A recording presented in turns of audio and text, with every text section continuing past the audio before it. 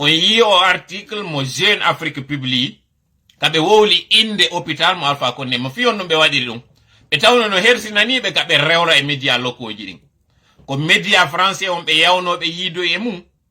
be yeti kanyum Jeune Afrique parce que be gollidude Alpha Condé no gollidude Jeune Afrique do ngandi François Soudan be yeti Jeune Afrique wadambe on communication fiyon no parce que be andi si tola wowli e andi haray ko woni tola woni wolde konko gonga dum ko go be andi kadi tola sibi o yaltino e kanyum kadi. Donc on n'est pas passé à l'acte parce que be wadi partiellement comme landi be ko. Mais toujours est-il que un hôpital mo be ne wolde don fimu. On tourne ni tung inde un hôpital parce que men nodie un hôpital long. On s'est fait passer pour des membres de sa famille kanyum Alpha Condé. Fi yewti dugole Alpha Condé un hôpital long. Ko be ni Alpha Condé wobe jogaki on patienjo à moins que de hara puisque ko prisonnier jo entre guillemets woni ko nada net non hara be yeti hôpital on wonde ma hôpital on wota wolu fi makko yae no gasa ka liste mabbe to ma yae min jonna yo numéro téléphone hôpital on do ko Cleveland do wiete hôpital Cleveland d'ailleurs hôpital on ko on hôpital kadi wonno États-Unis mo tawata on ko don Sékou Touré yawno mayoy ko on hôpital don non udditi branche no way sa wi do clinique Pasteur ide ngandi clinique Pasteur no wodi Sénégal no wodi la Guinée no wodi pays ji bus awon hôpital Cleveland don kanyum kadi mo Dubai ton kono e wi no do Dubai e ngandi dum non ko e der Émirats Arabes Unis on ko nokkure ne tawata ko tourisme yimbe burata yawde wadde to jon non ko no chef d'état be go wadata compte bancaire ji be mari ton dim parce que be yaade hara récupérer gol be profita don no wonde be yida e médecin be kono nawnaaje mabbe den tigi tigi naadi hôpitoji nyawndata be médecin jo Alpha Condé on ko Turquie o woni mo mari goto wondo Kiba mo mari goto wondo France mo France on ko wonno médecin jo makko ado arde kalam partager natugol modon jodo do ko fuddorto do wadde si Allah jabi ko partage gol taw vidéo on si fuddo den hara yewtude sabu hande do kadi de mari din information ji nous avons aujourd'hui un menu très chargé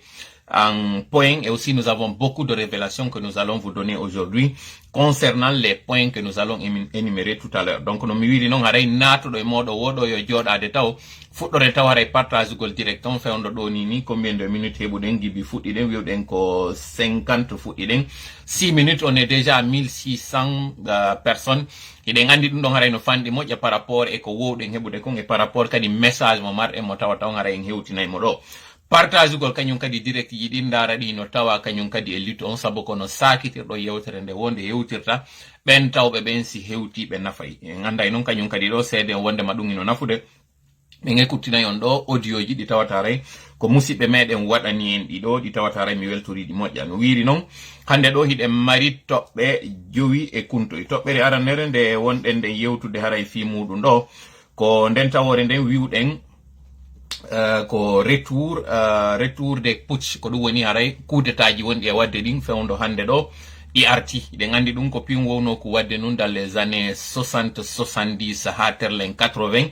kono ari dum don wi'ama acci joni non din coup d'état ji don di arti wiwden non joni ka sous région west africaine non don way wasi ko épidémie fewndo way wasi ko coronavirus woni ko woni nangude présidence ji din wiwden non est ce que non dum don haray CDA won perda woni contrôle on est ce que haray be yalta woni kal kongo tawata haray be hubindi dum c'est notre premier point. Nous avons dit retour des putsch en Afrique et l'effet de contagion dans la sous-région, la CDAO perd tel le contrôle. Tobere di merende wiwden ko fermeture ko dum woni uddugol e dambude den natugol leydi malinding après ko tawata haray inay coup d'état wadi ka mabbe ton wiwden non dum don fow non joni frontière ji din fermi ton e ko tawata ambassadeur de France au Mali on kanyum kadi radama be jonnano hari be ngandi balde tati ko dum woni 72 heures fiyo be yaltu ka leydi Mali ton wiwden non est ce que dum don fow haray alay addude ka tawata Mali hande kadi wonay ben tawbe haray ko feerebe est ce que kabe woni don be wonali kumfen hoore mabbe don est ce que don non mojjana kadi haray population on ko dum woni haray landal gal wadude ngal don dandal tamma tobbere tammere de marde den wiwden ko tawata haray grâce wadanama e be tawnobe haray no soka e mana ko dum woni wiwgol hande kadi be yafanama e be yaltuka kasuji ko dum woni haray on grâce don wadana do commandant AOB mo tawata en nebi hari hude do fabo fino be accitire e o wiete don Jean Guy Lavogi be do didi ko towmanobe toñiranobe wondema ɓe wanno bagam ka suudu Alpha Condé en 2011 ɓe yehi ɓe yani ka suudu makko fi haray ittugol mo wonki ma fi haray ittugol mo ka jullere laamu ɓe ina ɗum coup d'état wiwɗen on coup d'état wi'a non on tuma coup d'état on ko manque ɓeɗo noon ɓay ɓe sokama wiwɗen hari koye toñe ɓe woniri ton joni noon woodi ko ɓe accita yewten noon ko ɗum woni haray ko soomino ley ton ko ɗum waɗi si tawata ko fewnoɗo ɓe accita hina ara nun sabu ino woodi woɓɓe goɓe ɓe sokkitanoɓen tawno hari ɓen tawi accitama toɓɓere nayaɓere nden ko installation CNT on en wiwno haray ko toɓɓe nayi e kuntoyi en réalité ko toɓɓe joyi kan e kuntoyi kadi tigi tigi haray ko toɓɓe nayi e kuntoyi sabu toɓɓere nayaɓere nden wiwɗen installation du CNT malgré la forte, une forte contestation, mais en réalité que la forte contestation des membres, de ses membres par l'opinion publique. Le CNRD a-t-il réussi son bras de fer? Wiwɗen ɓeɗo hande ɗo yi session inaugurale waɗɗo on hande ka Assemblée nationale mo tawata haray membre ɓe CNT ɓe joƴƴinama ton. wiwɗen noon joni ɗum ɗo ko fi kala haray yimɓe yaltini mettuɓerde muɗum holli angal tawtugol président président on CNT on e kala ɓe ƴettaɓe ɗon toɗɗa fi haray waɗugol on organe taw kon ɗo woni haray ko ɗowdan ko ardanto en o transition mo wonɗen e muɗum ɗo wiwɗen noon est ce que ɗum ɗo mbay waɗi fi kala en yalti ɗo en wowli en jeeji en sonki kañum kadi wiwɗen est ce que ɗum ɗon haray CNRD on kamɓe joni ɓe lawori konko ɓe faala wadde ɗum haray woni landal ngal landiɗen ngal toɓɓe joyi ɗen ɗen ɗon haray toɓɓere jowaɓere nden ɗum ɗon ko kuntoye toɓɓe haray noon mi toriki Allah newnan ɗo en fottitugol meɗen ɗo yo longinan konko tawata haray no hawride sawaba o newnanami wawgol addugol ɗe toɓɓe ɗe yewtuɗen ɗo fof sabu ɗe ɗuuɗi ñogga ɗer ɗo e nder o saayi tawɗo haray ko happaɗo fanɗuɗum mo marɗen ɗo o longinanmi konko ɓuri e hawrinanmi taw konko ɓuri e fewde e sawaba o longinanmi konko ɓuri e fewde e yewtere mi fufana en ɗum ɗo mi yewta on onon kadi mi toriki Allah yo Allah nani on konko ɓuri e moƴƴude o okkoraw ɗin noppi tawɗi haray on waway nanirde yewtere anden ɗo faamonde ƴetton konko ɓuri e moƴƴude ɗon hutoren ɗum amin ya Allah si tawi ɗum ɗo waɗi haray yettemo kanko Allah sabu haray ko kanko woni ko moƴƴi e meɗen siko axe muɗum noon waɗi haray anden piiji ɗiɗi go'o ko seytani haray woni ko faljinimi donc felen mo kanko ɗimmel muɗum komi neɗɗo mi timmode nden ko Allah tu wodani donc haray ono wonɓe ɗo ɓen on yaafoto lellitano ɗon en konko lelli ɗon sabu haray no wirɗe non ngol ɗerol meɗen ɗo ko ɗerol ngol tawata ko enen fof kafingol justement parlant e faljereji waɗoji ɗo haray mi fuɗɗade ɗe toɓɓe ɗo yaafo ɗollan ɗo haray mi yiltito ɗo e seeɗa mi waɗa ɗo taw du'a iɗen andi fewndo ka fewndiɗen ɗo ni paykum hino wiyete ko Rayyan ko paykum marocain mum fewndo hino yani e koloyru ko eloyru tawndu haray ndu luggi moƴƴa non heɓiɗo joni balɗe 3 ha 4 ɗe tawata on haray marocain ɓe ɓen fewndo ɗo e mondo fof ko ɗum woni windere nden fof fewndo ɗo hino jogiti fofango muɗum sabu kumpay kunka ko woni ɗon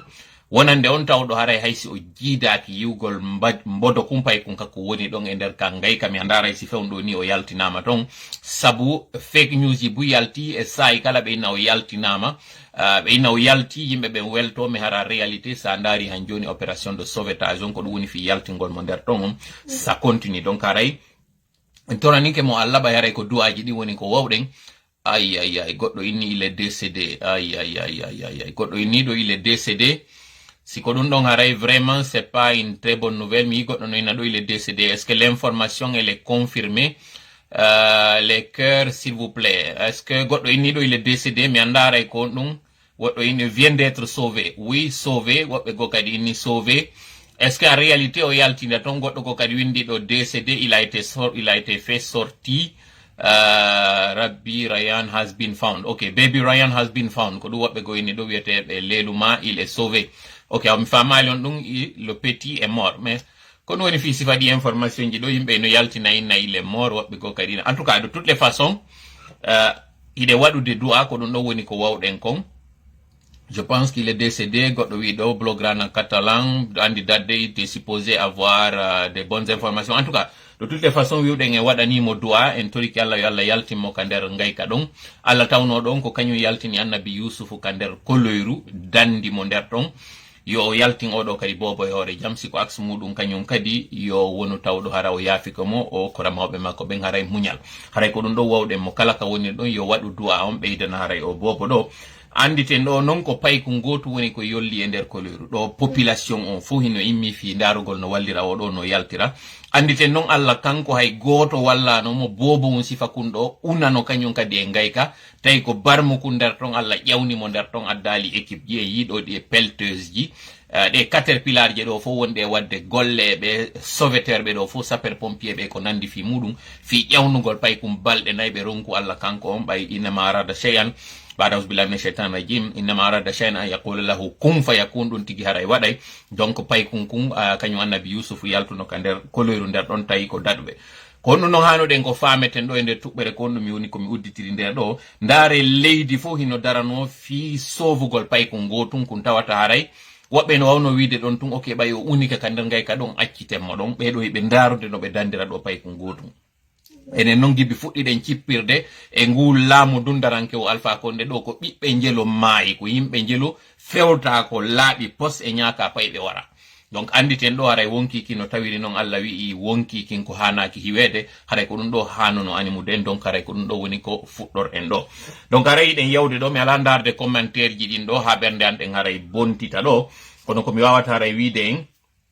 toɓɓere meɗen haray nde wonɗen fuɗɗorden nden ka wurtugol ɗin ɗi tawata haray faljere waɗi e mum ɓe ndaroɓe direct am momi waɗiduno on e Madic Sans Frontiére haray faljande ɗiɗi no hani ɗo ɗi mi wurtinoto e muɗum taw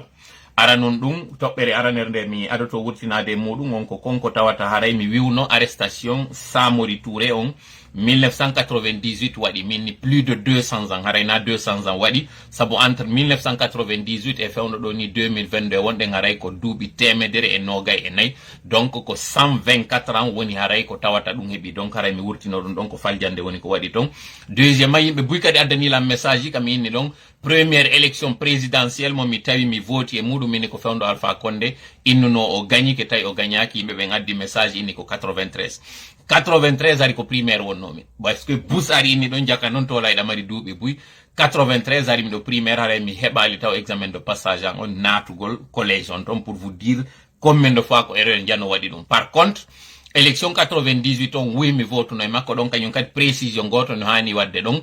na hay mi heɓi duuɓi votugol on tuma élection on ko waɗno ko le 14 décembre 98 mo tawno Lansana Conté wonno rééli e makko avec 56% de suffrage Bamamadou woni deuxième avec 25% de suffrage Alpha Condé woni troisième avec 17%. Iɗen andi noon 93 Alpha Condé no gagni ke to wo kono fiwata faatu fiwata waru hoore waɗo inni kanko o accepti ɗon wondema o perdi joni noon tawno ɗon wi gagni ke 93 si 98 o wonali hay deuxiéme haray holli en ha honto nde yewtere makko nde wanno ɗum ɗon koko woɓɓe wiwno kon jamais il a dépassé les 18%. Bref haray en andu on 98 ɗon kañum kadi mi votuno e makko kono vote mo mi waɗuno on tuma hay mi heɓali duuɓi ɗin ko kartal goɗɗo mi ƴettuno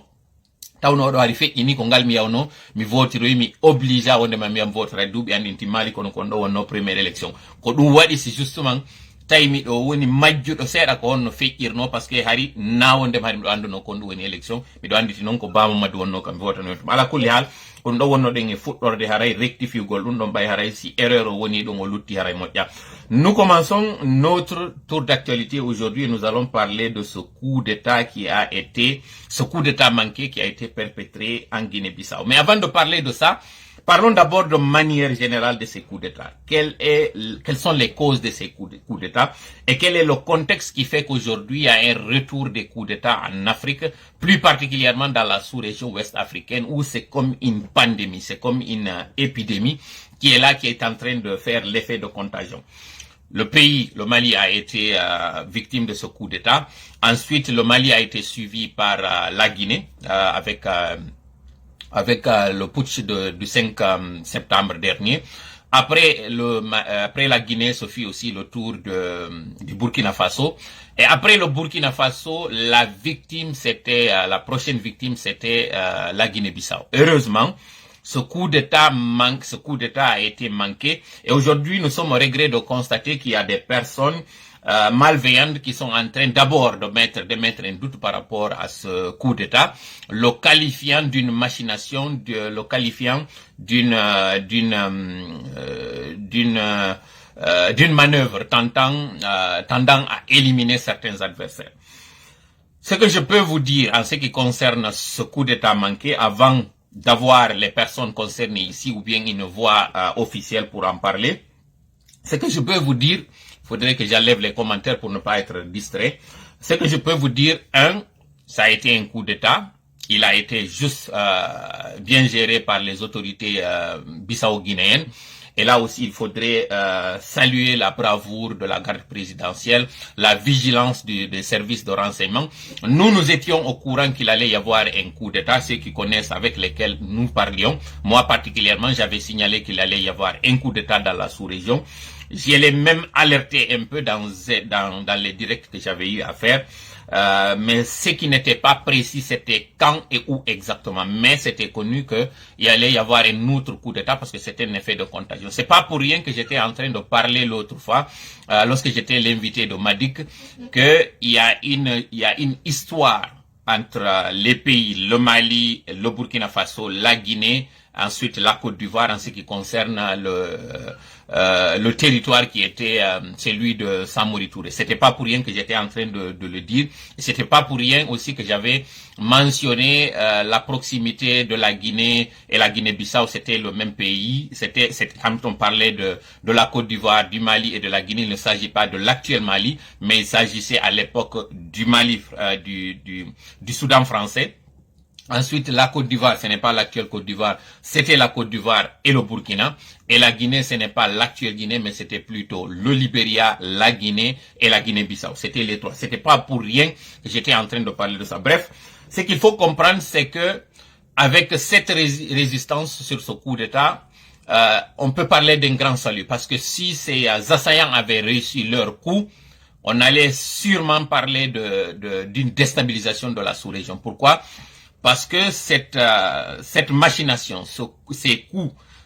ces successions de coups d'État, ce que vous devez savoir, c'est que ce n'est pas un fait du hasard. C'est quelque chose de bien ourdi, sur laquelle nous allons revenir très prochainement avec plus de détails, mais ce que vous devez savoir à date, c'est que ces coups d'État, d'abord, qu'est-ce qui entraîne les coups d'État? C'est la malgouvernance, c'est l'arbitraire, c'est la confiscation des libertés, et puis c'est l'injustice. C'est ce qui entraîne les coups d'État en Nemo. Mais ce qui est du cas ouest-africain, ça a un ralent ethnique, ça a un ralent géopolitique, mais aussi ça a aussi un autre ralent que je ne peux pas évoquer pour le moment parce que c'est un peu compliqué pour vous de le comprendre. Sachez que si ils avaient reçu leur coup, et ceux qui sont derrière, ce sont les cartels, ce sont aussi des mouvements rebelles de la sous-région qui veulent déstabiliser la sous-région dans le but aussi d'atteindre le Sénégal.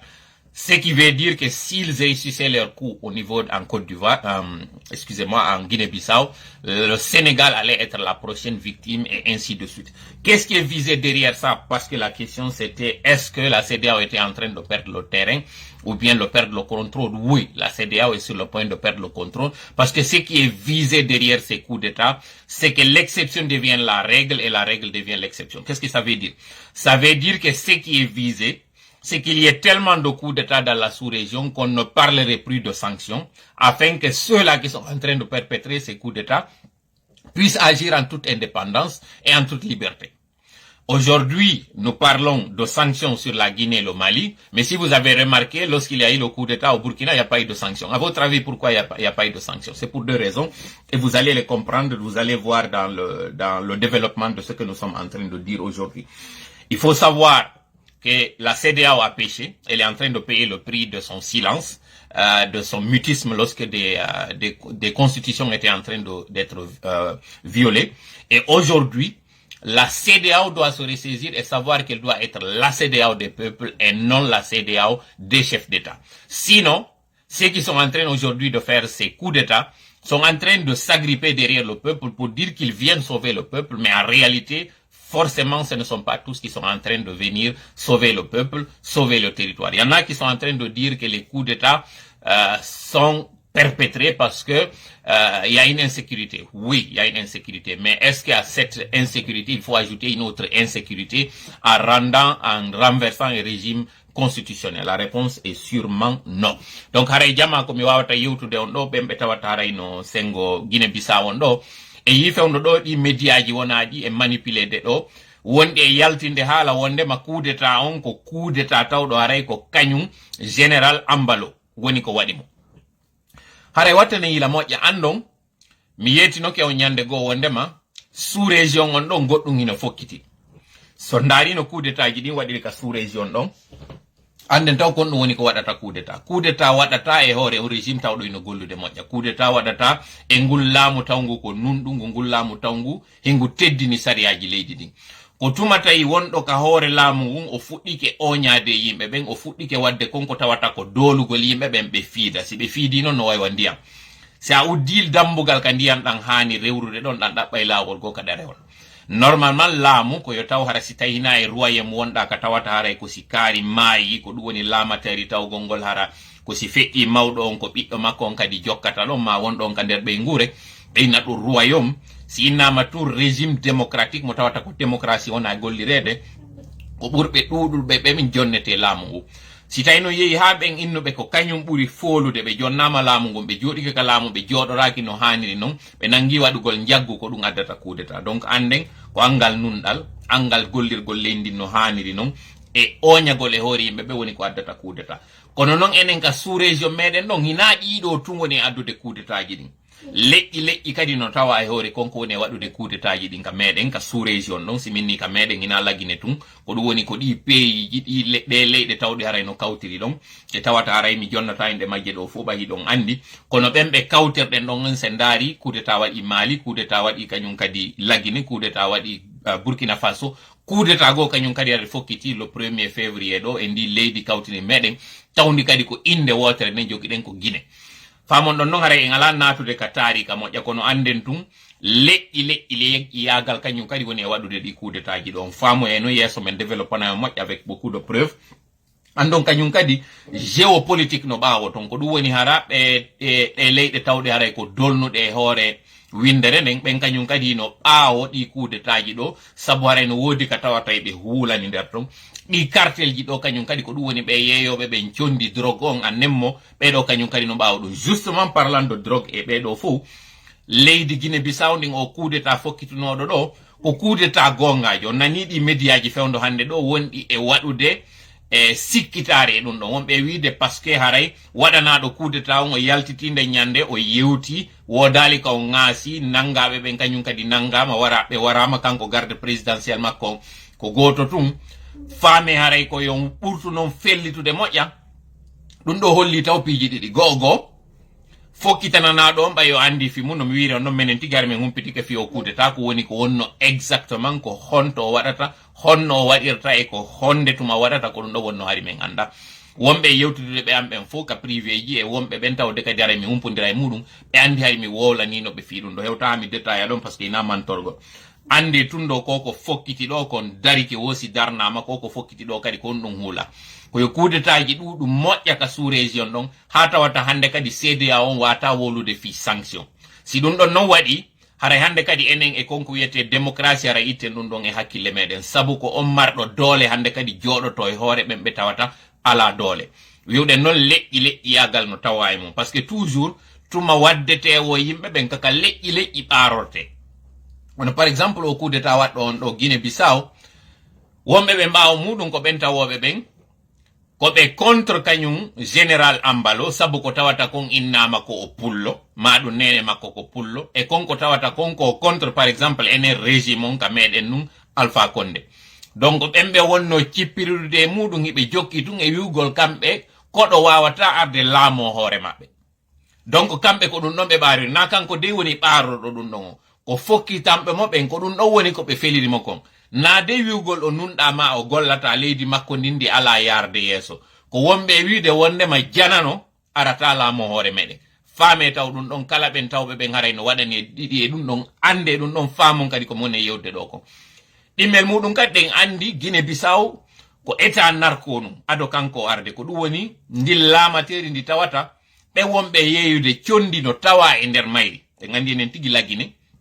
fewndo Lansana Conté mayno en yidim procès ji wannodi yeso den din ka tawno don avion heewdo tew nduggu be jondi bantara arayno tippo lagine don sendite nder to yawno ha tay hay biddo kanyum Allah hinno Lansana Conté on to mayno tawano e mudum awa ande non Guinée Bissau c'est encore pire parce que cartel jiɗi wonɓe ittude condi muɗum itta Afrique Amérique du Sud si ɓe ari ko ɗon ɓe tippinirtama wonde ɓe nadirta ka nder maayo ɗum ɗon non hande kadi sakite yara ka yarata o goɗɗo noon si yimɓe ke o ari kanko e ɓeɗo tawi ɓe ala nantodirde on commerce maɓɓe ɗon aritike ɓe yimmoto ɓe ara ɓe yananamo donc en andi ɗiɗo tun hiɗi yoni fi yo taw justement kañum général Ambalo no wawano attaquede watti ɗon non kañum kadi hon ɗum contexte on mo tawata on haray c'est non négligeable kaka tawata on kadi sengo Sénégal on Casamance ɓe rebelɓe wonɓe ɗon ɓen e makko ɓe ala waɗnude yaadu wotru no donc ɗiɗo fof woni ko hawtodirani kanko watti non kañum kadi Guinée Bissau kamɓe ko andiraɓe coup d'état waɗay ka maɓɓe ko andiraɓe kañum kadi si coup d'état waɗi ɓe waray kamɓe président on kamɓe nawiyogol tun o ittama ka laamu yiɗen continuide sifa ko waɗi kon Laguine ma sifa ko waɗi kon par exemple wano Burkina Faso ma sifa ko waɗi kon Mali na argol hendo mo tun ƴetta joƴƴinoyaɗa ko arɓe fi ittugol on tigi ka laamu itta kañum kadi fittangu makko donc ɗiɗo fof no welanta goɗɗo fi tawɗo haray ko arɗo hino fondi kanko o sansa ɗin ɗon fou général Ambalo non kanko ɗiɗo fof hari ɗi hawtodiranmo ko ɗum waɗi si ɓe fokkitanimo yanugol e makko hawtodiri ɗon non komi wi on kon ko nawnare tawde ko fokkintinande daroyagol mayre ko tuma Sénégal henda sendite nde yewtere ɗo moƴƴa par ce que mi faala wontirɓe Sénégal ɓen kadi yoɓe andu ko on ɗum woni kamɓe kadi ko sutaniɓe. Notre page n'est pas une page guinéenne tout court. C'est une page qui traite de l'actualité guinéenne, mais qui traite aussi de l'actualité dans la sous-région. Ce qui veut dire que ce qui se passe au Mali nous interpelle, ce qui se passe en Côte d'Ivoire nous interpelle, ce qui se passe en Guinée-Bissau nous interpelle, et ce qui se passe aussi au Sénégal nous interpelle. Pourquoi pas au-delà, parce que nous voulons que cette page-là soit une page qui sensibilise, qui informe et qui donne ces informations sans manipulation. Parce qu'aujourd'hui, de nos jours, les médias sont devenus un instrument de propagande, un instrument de manipulation. Et pour que justement on puisse combattre cette manipulation, qui est devenue aujourd'hui le terrain de prédilection des grandes puissances, des multinationales et des lobbies, c'est pourquoi nous avons cette page, pour nous adresser à nos compatriotes guinéens, mais aussi à nos frères à nos frères africains, parce que notre objectif c'est d'être panafricain et d'éveiller les consciences dans la mesure du possible. Donc, parlant de ça justement, ande no mi wiri non ɗiɗo tati non hiɗi tawano ton ko tawata ɗum ɗo tu yoni ko tabintina, mais puisque non kañum général Ambalo andi to non min e makko min yewtali ha fewno ande ɗo ni ko woni information ji ɗi ɓen ƴetti sa e la ko ɗum woni ƴettiraɗi ɗo humpodira e communication ko ne yalte ko min yo men adoran on taw andi ngolon wondema coup d'état on hina montaɗo ko woodi tigi o waɗi arno ɓen kadi ɓe arno dallo but fi wargol mo kono heureusement service secret makko on wawi humpitade andi je dirais même welnani ɓe fi yoɓe immoɓe ara bannani ɓe sino woodi to garay komɓe kañum gouvernement Guinée-Bissau on ko waɗi kon ko konko tawata ɗon ɓe welnaniɓe fi no ɓe arira fiyo ɓe sikku wondema so ɓe ari ɓe reysisay ɗum ɗon on il n'y a pas de doute là-dessus miɗo wawi on haray jonnude on hypothèse ɗo wondema hihi ɓe andi ɓe yarayno ɓe welnaniɓe fi on fiino ɓe wawa hendirade ɓe kono wiwgol wondema ku on hari prépara ka ɗum ɗon on itte ɗum ɗon e salaji moɗon coup d'état on o prépara no tigi fi argol hewtamo ɗon si ɓe gaynino ɗon kañum kadi ko Sénégal ɓe yana kono no woni ko ɓe waɗiri ɗum ɗo ko par ce que mi yeetike on ko ɓe faala koye coup d'état ji ɗi yoɗi ɗuɗi tellement hande kadi hara si innama ɗo sanction o wawatake waɗede par ce que si tawi wano par exemple tuma coup d'état waɗi e leydi wo on président ndi leydi ɗon innama ndi waɗama exclu e nder conseil de CEDEAO on yeehi kadi ha innama ndi leydi ɗon saabu ko ndi woni exclu ndi wonama hande kadi sanctionnede hande kadi hara chef d'état ɓe no ɓe woni e ɗuytorade ton hande kadi yer heddiɓe toon ɓen si ɓe hulali o haray ɓe tawata ɓe wawata wadde ɗum fino yo wawi yiwde ɗum ɗo tabitana o moƴƴa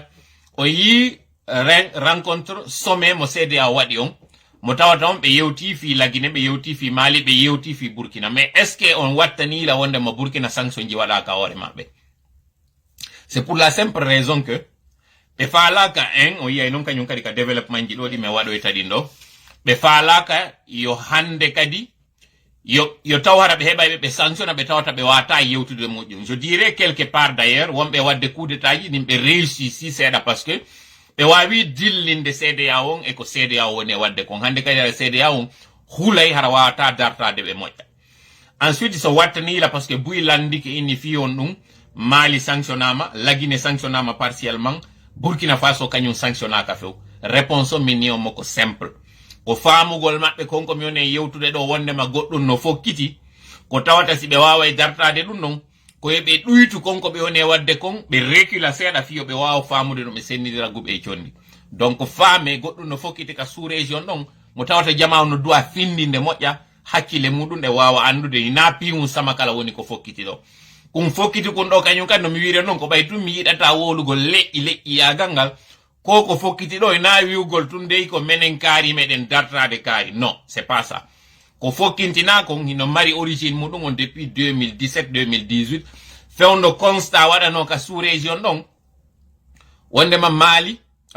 fuɗɗoɗen taw Nigeria lanɗo wonɗo ton on wiya ko pullo, Niger lanɗo wonnoɗo ton on tuma tawi ko pullo, Guinée Bissau lanɗo arɗo on ton ko pullo, e honto kañum kadi fewndo ɓe itti kañum kadi mo Gambie on lanɗo arɗo ton on kañum kadi Adama Barrow ɓeni on ɗon kadi ko pullo. E non ha tawi hande kadi hay Sierra Leone vice président wonɗo on ɗon ko pullo. Donc réunion no waɗa inna hande kadi ɗum ɗon ko ma arrêté fino wawon famirde seeɗa. Kono non ɗum ɗon arrêtirte wiya ko ma goɗɗum kadi créé ko tawata hande kadi kala ko ɓeɗo woni ɗon ko ittete ɗum. Donc haray président Macky Sall yo faamu moƴƴa e kala ɓen citoyen ɓe men wontirɓe terlen ton yoɓe andu si ɓe réussisino tun no mi wiri on non Guinée Bissau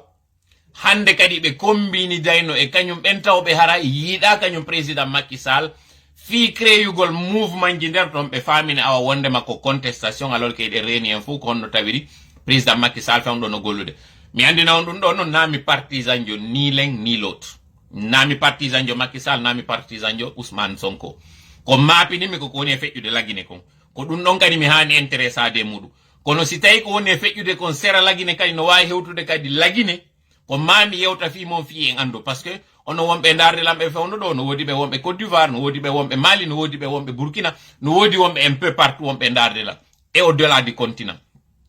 Tuma no mi yi wonde probléme mum si fuɗɗike wano fewndo affaire Ousmane Sonko on fuɗɗino ɗo mi yiwno yimɓe buyno ara wiya kañum no supportude Ousmane Sonko parce que ko suka faame na piwum waɗu ko wo réagi soton e muɗum, na piwum waɗu ko wo kadi duwa ɗon exprimade muɗum. Politique na ya ndaaro konko tawata no yaltitanma e kene sabu ko ɓuri konko yaltiti e kene na ɗum woni nder ton, na ɗum woni leyto.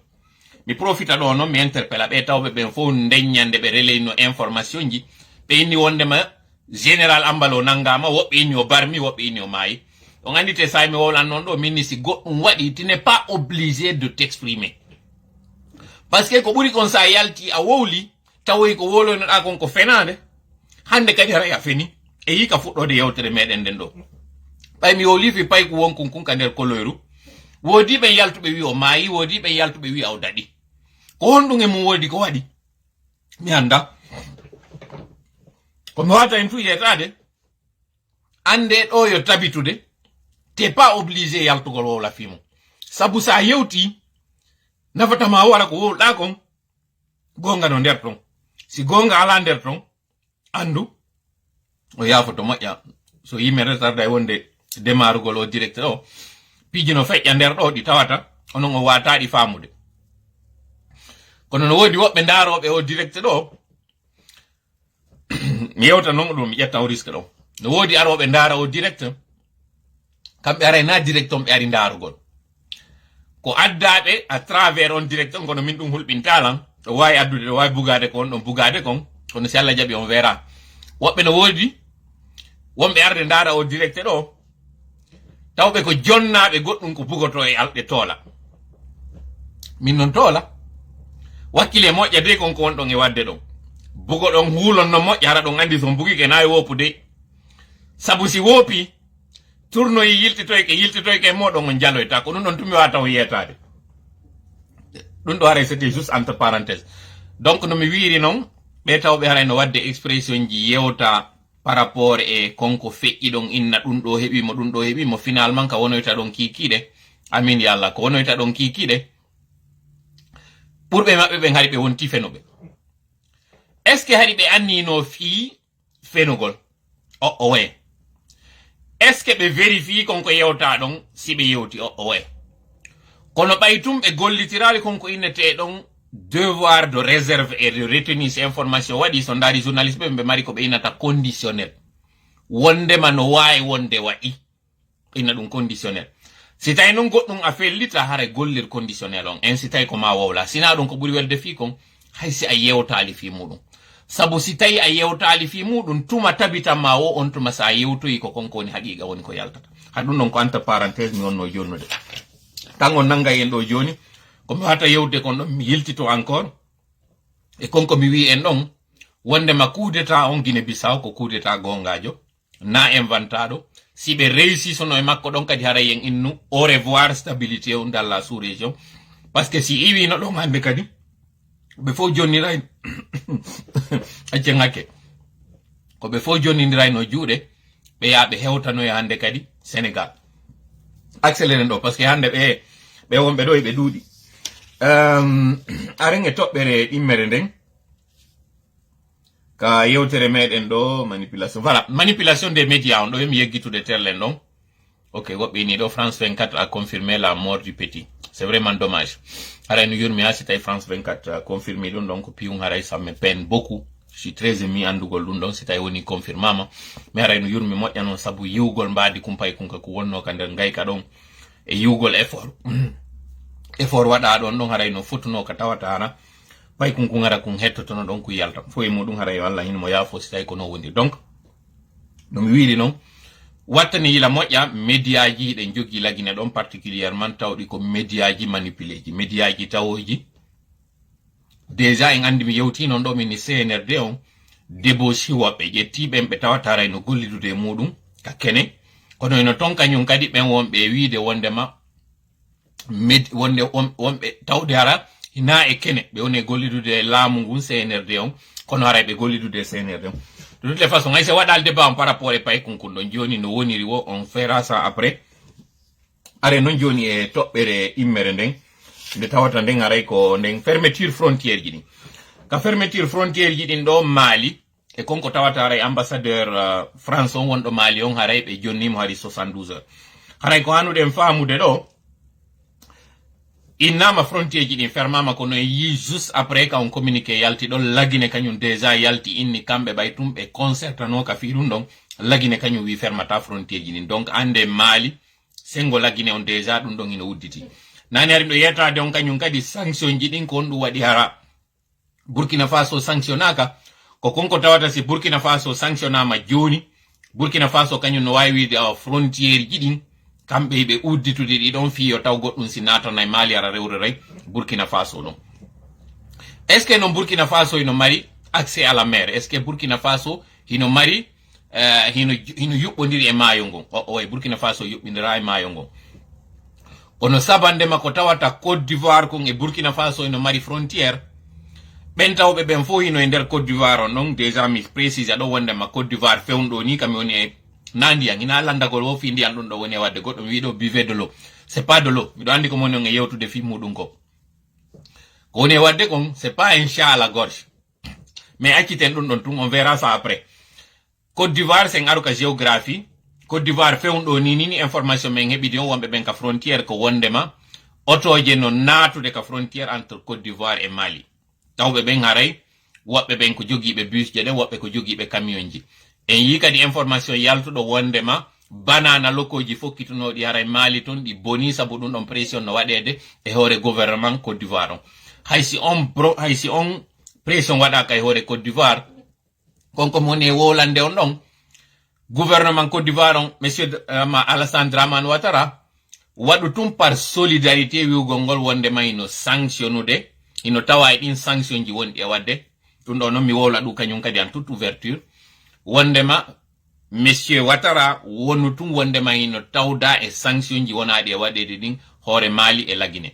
mais en réalité na wondema kanyum monsieur Ouattara no tawti ko du wadi son dari fewndo frontière entre Mali et Côte d'Ivoire otoje no natude en clandestinité de natude parce que hibe permata en dessous wondema be natudo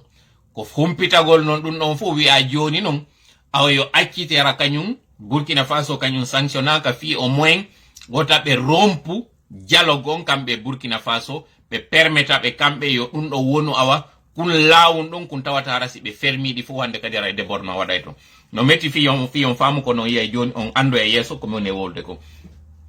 Mauritanie kañum kadi otoje no natirde terlen ɗon yiɓe udditani ɓe rentre bon ɗen andi noon Mauritanie kañum no mari accès à la mer si wi ɗon on Niger parce que en wowlay woni fiiɗin frontiére ji ɗi tawata ɗin haray Mali no mari de muɗum Niger ko pays enclavé e puisque non Niger ko pays enclavé ara hande kadi ko hegdoriɓe ko Sénégal ko Laguine famon ɗon non hande kadi non Sénégal si tawi tum Mali déstabilisation wawi wadde Guinée Bissau wawi wadde kadi Sénégal donc haray kamɓe ɗon on ala hande kadi ko ɓe hulata famon ɗon non iwtirɓe ɓaawo Mali ɓen fewnɗoyno ƴuynude ɓe waɗugol ɗum ɗo ko tawɓe ɓe décidi ɓe récupéra sous région on ɗon e hoore noon ko ɓe récupérata sous région on ɗon ɓay fokkitande maɓɓe nden Wagner ko woni e natude ko woni e fuɗɗorde ko Mali koye taw Mali no mari ɗin calɗi ɗi tawata ɓe waway sakitade sous région on ɗon are non joni expulsion kañum ambassadeur on famen ɗo piiji tati e expulsion ambassadeur France on kon ɗum waɗi ha o expulsa du Mali ambassadeur français on wonɗo Mali hari o convocanoma taw déjà à un moment donné o wanno gouvernement français on wanno communication mo tawata on communication maɓɓe ɗon gouvernement de transition malien on appréciano mo kamɓe kadi non en guise de représailles ɓe convoqueno ambassadeur France on pour entretien ɓe yeetimo wondema nde yewtere waɗnde ɗo ɓe yiɗali nde donc ande na hande o fokkitano ara e raɗegol woni fewndo on tuma ɓayi hari Mali gaynali heɓude ɗaɗi moƴƴa gaynali irude ɗaɗi moƴƴa ɓe waɗano réaction jano on tuma ɓe nano expulsion parce que hari ɓe gaynali hoolade moƴƴa ɓe gaynali hari irude ɗaɗi ça c'est un hana famede deuxième des choses ko hana famede Mali ka woni e dartade hande ɗo ni France fewndo ambassadeur yo Mali wonnoɗo France on en 2020 mi sikki ko terlen février sinam fayu terlen 27 février 2020 ambassadeur Mali on wonnoɗo on France inneteɗo Toumani Jimé Diallo mi sikki ko non o wiyete o waɗuno déclaration mo condani France sabu ɗum ɗon France nodduno Mali yeti Mali yoɓe rappeur on ambassadeur yo maɓɓe ɗon donc fewndo ka wonɗe yewtude ɗo ni parce que woodi woɓɓe wiɓe awa joni si tawi awa ambassadeur yo France on Mali raɗama yo France kañum kadi raɗo ambassadeur Mali wonɗo France on ko angal andugol histoire on parce que gibi 2020 Mali ala ambassadeur France mi wiri on noon février fewndo o ambassadeur jo Yetti Diallojo ɗo weli mi haɓay tawi ko Yetti Diallojo mi kirɗinay tu woni fewndo o raɗano fewndo innano o fewndo ɓe nodduno Mali ɓe inni rappelé ambassadeur muɗum on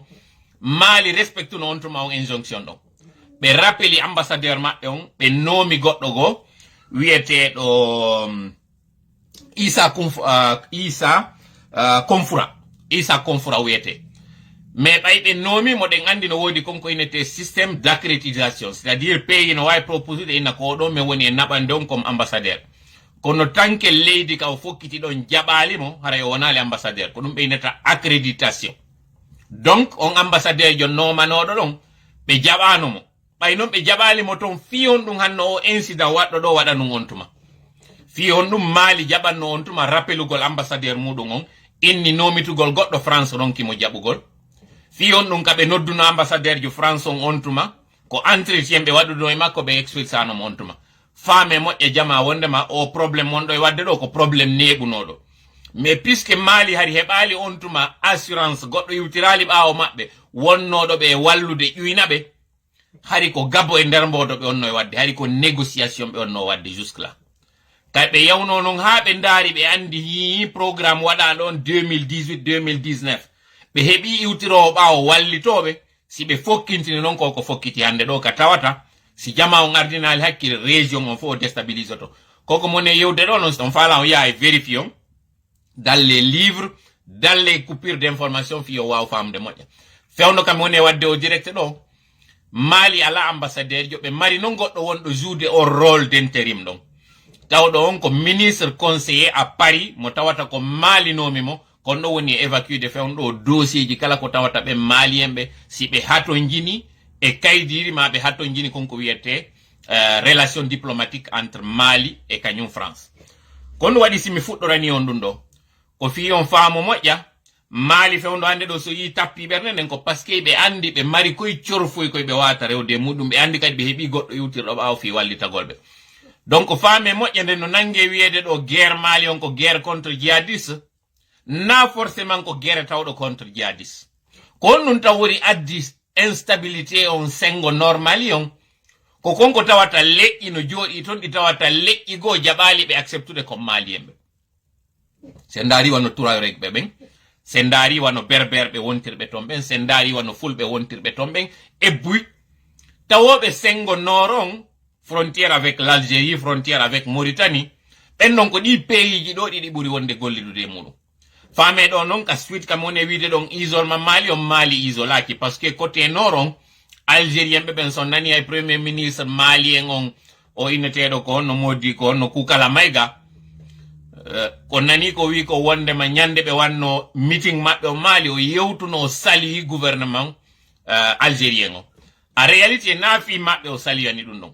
ko konko tawata côté Mali o nord on kamɓe han joni ɓe wawi naadirde puuji côté Algérie on wontirɓe côté nord est on kañum kadi no wawi nord ouest on no wawi toujours naadirde piiji à partir de la Mauritanie koko mi woni no yewtude ɗo naargol tun jooɗo hottogo mi woni on e wowlande ko information ji ɗi min hendi wonɓe sur place enfin ɗi min hendi taw min vérifie ɗi kañum kadi auprès de personne wonɓe sur place ɓen ɗon kañum kadi non confirmani men koko mi woni on yettade ɗo donc ande fewno ɗo Mali ko sengo lagine e Sénégal tout woni réellement no fermi côté Côte d'Ivoire on no naatede seeɗa seeɗa côté Burkina wonɓe rewrirde Burkina ton hara ko Côte d'Ivoire ɓe yuri ɓe naadirde ɗon seeɗa côté Niger on en wi ko pays continental donc kamɓe ɓe ala accès à la mer ala naatirde ɗon Niger no naatirde seeɗa Mauritanie no naatirde seeɗa ko mone wolde ɗo ko noon ɗo wawi yaade vérifié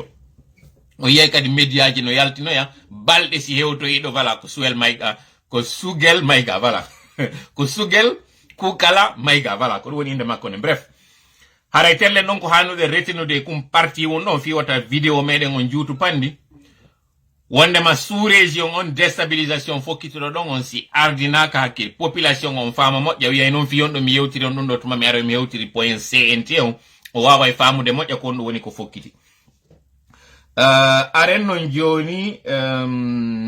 bon fewndo ɗo wiwɗen ko ministre conseiller jo woni ko noma France to wiyeteɗo Abdallah Ag Ama ko woni fewndo ɗo woni assurude intérim woni wadde avec de courant ma dossier ji courant ji ɗin entre Mali e kañum France aren non joni e toɓɓere tammere nden tawore nden ko fi o ko inna ɗo grâce présidentielle waɗa ɗo no gasa ɓuyɓe moɗon ɓe wonɓe darde ɓen sakite no yewtere nde moƴƴa o parti ɗo fiye waw famude moƴƴa ko ɗum par ce que ɗum ɗo fari ko no ɗen yewtude ko sous région en ala yewtude ari ko woni laggine ko ɗen fuɗɗade non joni ka guinéen o mais fiye waw famude moƴƴa ka guinéen on hari ko maya hen taw fuɗɗoyɗen ka fuɗɗiɗen to aren yewtude ɗo fiye waw sendidirde guɓe e condi mi fala noon yon écoutuɗo taw audio mo musidɓe meɗen addani en ɗo ɗi ɗuuɗi ɗo moƴƴa wano paykungoyno ɗo suka wiyeteɗo Wayne wiyeteɗon accon hakke Safwayne no gasara ko Safwano wiyete o waddano men message le 21 février 2020 donc ɗum woni à peu près 1 an gibi o addani men on message ɗon mi falite haray yon écoutumo ɗo miɗo tori noon Allah taw on nana e moƴƴa ko moni e wolde ɗo ko jentite ɗo ko yikko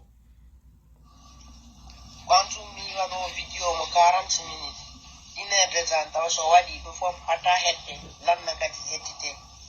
hoti ha ɓata heddago sono alaji mani ko gandal wonande eɗa yelana duwa angewɓe wonduɗa ɗe fof Allah o ko mbuttene est ce que non nanade moƴƴa kay folen ngal polkal kal jokkuɗen kono ɓeɗa toraya wolu min tindintama ko wola meɗen andi ko wolata kon no woni haqiqa ɗum ga meɗen tindinama eɗa wola eɗa andi ko wolete a waray de meɗen torima ya wolu wonande kadi hettiɗoma meɗen tori nangol toma ko wolata ko min wolata ko ɗum wolata eɗa andi ko wolata ange wondiɓe maɓe meɗen toranima tan kala ka wontiɗa ange wondiɓe maɓe amin ya Allah mi wi on message do ko adda do le 21 mi sikki février acci mi darta moƴƴa date on parce que mi sikki mi noti do date on nokkugo ko le 21 janvier plutôt le 21 janvier 2021 plutôt au message do woni ko mi addanama donc woni plus d'un an gibi au message do o suka addani men par rapport e ko mi woni yewte do c'est pas pour rien parce que o woluno in yo me yewtu fi AOB yo me yeltu fi AOB no hettore mi jentiteɗo wiyeteɓe Adama Diallo no addani men ɗo message par rapport e koko tawatare mi ƴurɓinanay on ɗo joni si aren non e komi wiwno ñande goɗo wondema conseiller ɓe CNT ɓen ko honno ɓe ƴettiraɓe wondirno taw ɓe landotono ɓe yewtere jentiton ɗo non goɗɗo goɗɗo e militaire ɓe même prestation de serment mo waɗuno kaɓe waɗi ɗon allégeance jentito ɗon ko yewti kon faamon non ɓe recrutaɓe ka CNT ɗo ko homɓe woni maɓɓe jentito taw kono nde yewtere ɗo concernant e ko yewtoton men kon toujours fi télé maka watta goɗɗo ko watta goɗɗo jaɓu buganede iyal o ŋoñoga iyal o accatemo min ko mi yi kon ha joni jama on ɓoydike mum seeɗa kono ha joni hakkille jama on no ton par ce que pigge ɓurde ɗurde ɗen ko Alpha Condé waɗayno ko ngo sugu ɗin piiji waɗayno ɓeeɗo gat no ngo ɗin piiji ɓe jogi par ce que mi yiɗo e grâce ɗo Jangila Vogi e AOB maintenant probléme CNT o no imposé jama on idda joni hakkille mum nden ɗa ɓe waɗa e ɗum ɗa IFDD si ɓe falji ha ɓe waɗi ko wiɗon ɓe waɗa ɓe waɗɗo min on haray komi yi kon haray joya on lanni ka hakkille am waaleykum salam wallahi ok piiji ɗiɗi ɓeɗo yewte nder audio maɓɓe ɗo iɗon anditi mi yewti non ɗo e yi hande session inaugural waɗɗo anden tawɗo e ngarde ɗo parce que wi ko piiji ɗiɗi emo yewti ɗo fi CNT on mo yewti fi o libération o famen non o libération waɗɗo ɗo ko duwano wadde ko décembre 2021 précisément le 31 décembre ɗum o ngay ga secret o ngari o signanoma depuis le 27 décembre décret on o signa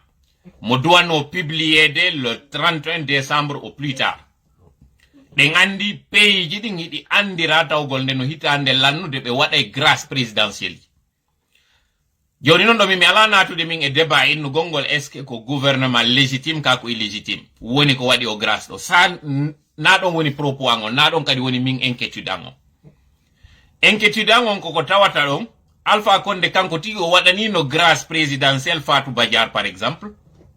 o waɗanino kañum kadi ko ɓe innata kon